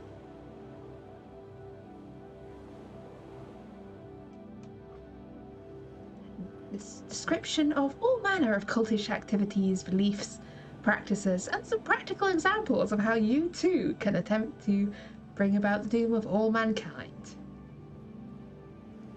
Just send away. It's $19.99 plus postage.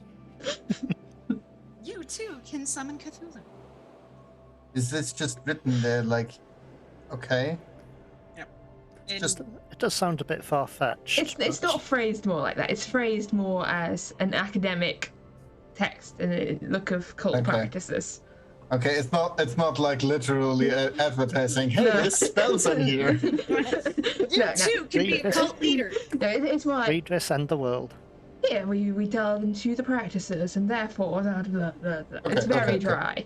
Okay. But yeah. So, I'm going to open it up and try and skim through to see if I can find any information that would lead to why this individual would want it. And Okay. she's definitely done this kind of like she's walked in with it. The cover is obviously seen, but you know, very close to her. I'm going to ask you to roll me a D100, and you're rolling here against the book's mythos rating. Yay! Reading Which- books. Rather than your own mythos rating. But Yeah. any dice with rolls a D100 is fine. The number to beat here is 36. Can I use luck?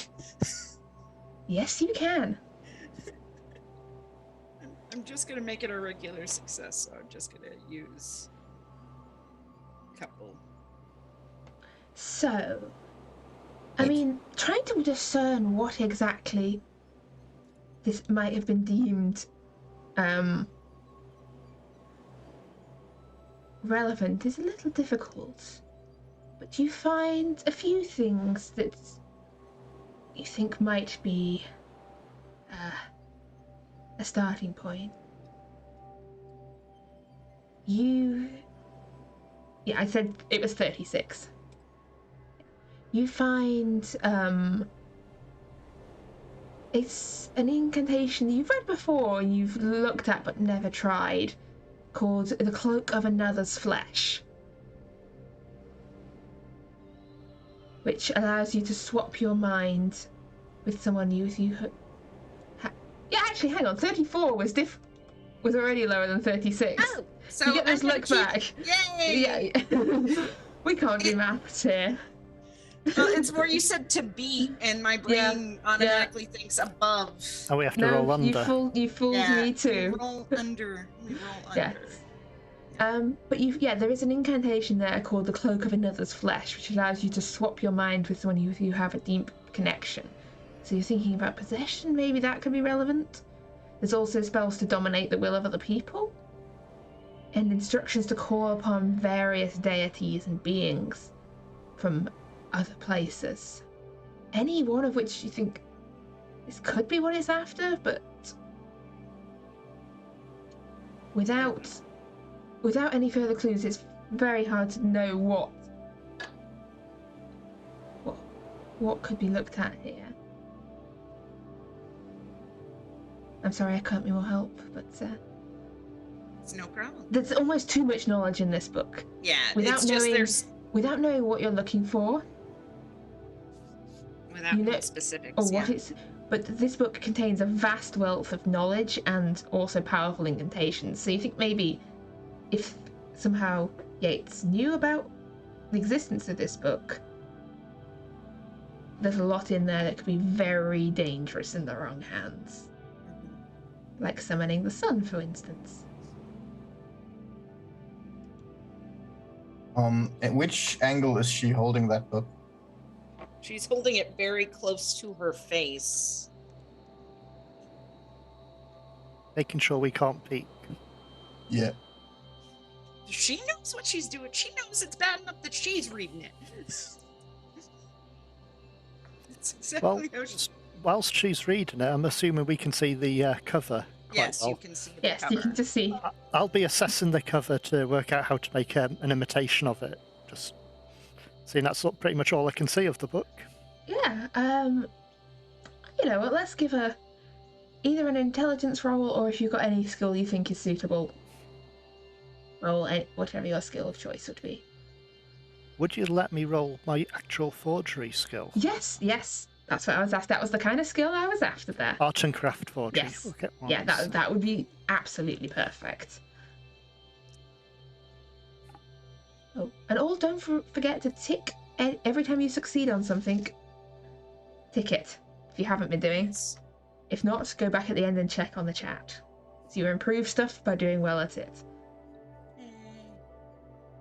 Oh, an extreme success. Yeah, you reckon you've got what you need to make a very good copy here. You've seen everything you need to see.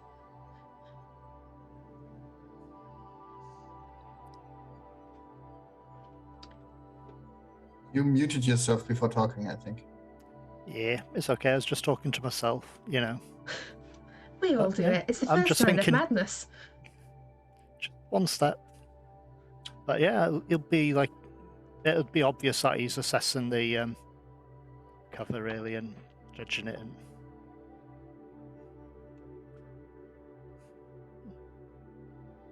I could do a copy of that.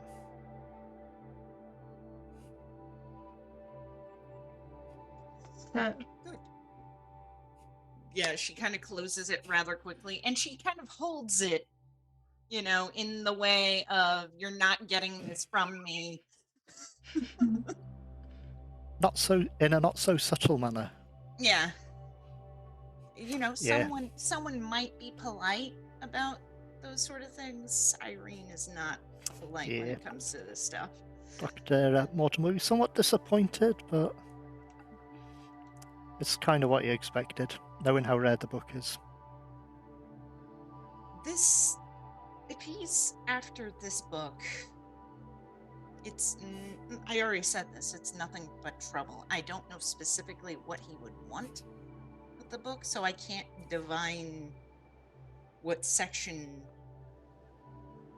Mr. Yates is actually after.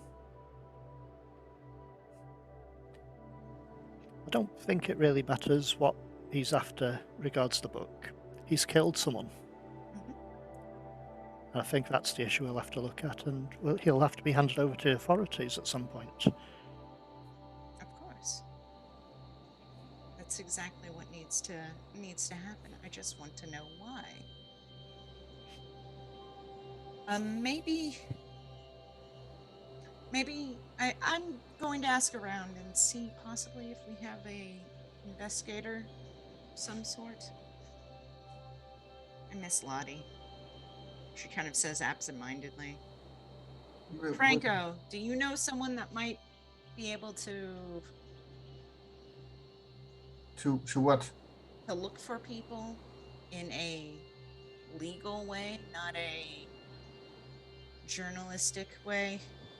Journalism is legal. But someone that might work for a detective agency, someone that we might be able to pull in and be able to wave around for.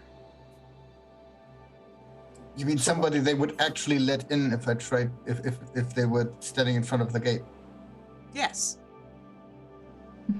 Do I look like I know people like that? Would I be in the situation that I am in if I knew? Yes. I'm sure you could find someone. I mean, I can try. I can find people. I'm just not sure. You know people. When they turn up, like, you know of people. You've never been able to employ a PI because they cost money. I mean, biggest problem would be money and convincing the PI that I have the money they want.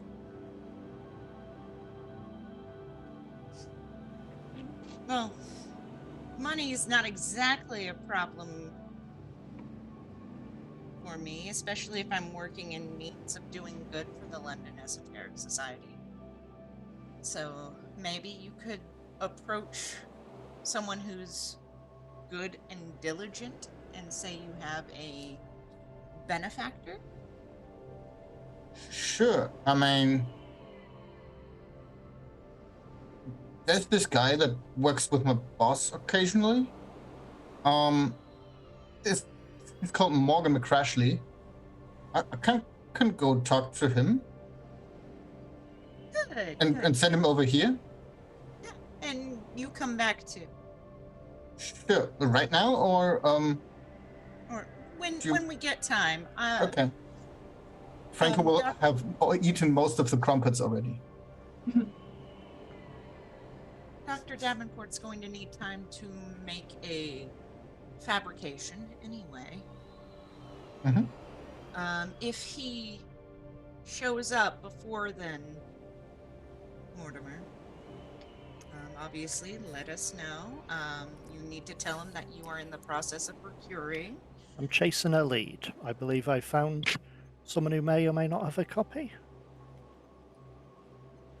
Yes. And just negotiating with him. Exactly. And ask him to return the following day, perhaps. There we go. Okay, so it sounds like we have a plan here, right?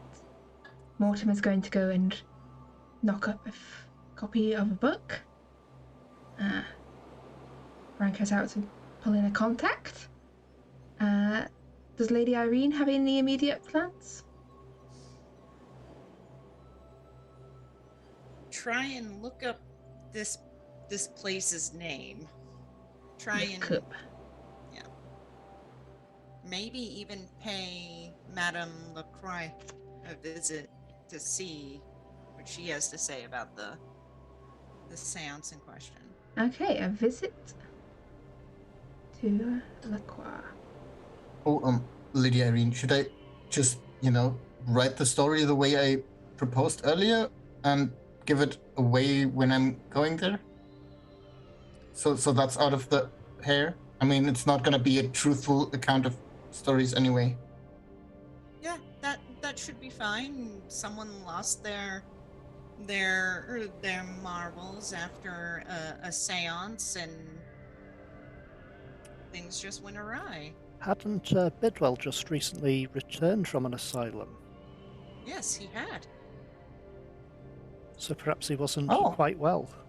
That is information that I didn't get because I wasn't able to listen in on you.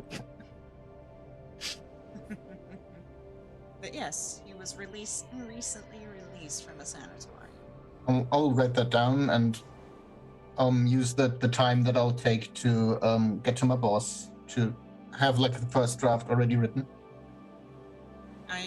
I will also have Lady Irene write a retelling of what she has kind of figured out to send to the inspector by way of James.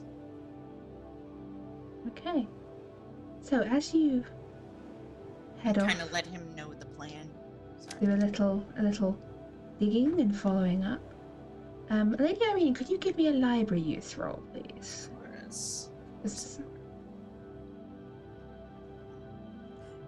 And Franco, if there's any other information you want to dig up or go looking for, let me know. Did not find anything. Nothing, no mention of your cup, whatever that is. Not mentioned at all. Yeah. I will do the same. Not, I will also try to find that name. Where are you looking for it? I'll be trying to go to the usual public library and try to find it there because I have no clue that that's not gonna be in there. Okay, please make me a roll with a penalty die. I love this. I love the idea that I mean, it's not gonna work, but if it does, I'm gonna laugh. Library use that I'm horrible at with a penalty die, which is just a fail. Just a fail, not quite a fumble. I mean, I could spend 21 luck. That's not that much for a penalty die roll, but I don't know. I think we're all looking up this place. Can I look it up as well in Yeah, my own where are you private looking at? library, my own private collection? Yeah, I'll let you have it without a penalty because your library leans more occult. It is actually pretty much Yes. fully occult. I'm looking forward to one of you fumbling on a library roll because the whole library just spontaneously combusts at that point. That's a fail. No mention of it. Whatever this thing is, That's okay. I'll get Not on a with my word of it. forgery.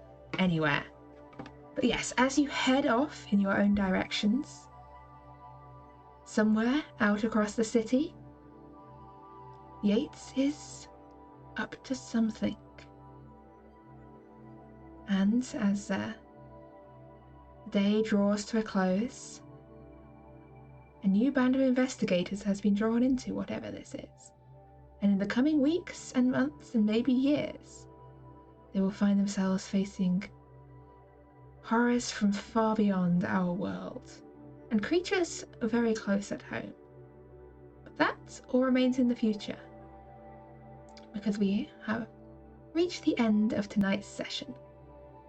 So we'll see you next week, as we're joined by a new investigator, I believe, and continue this merry quest.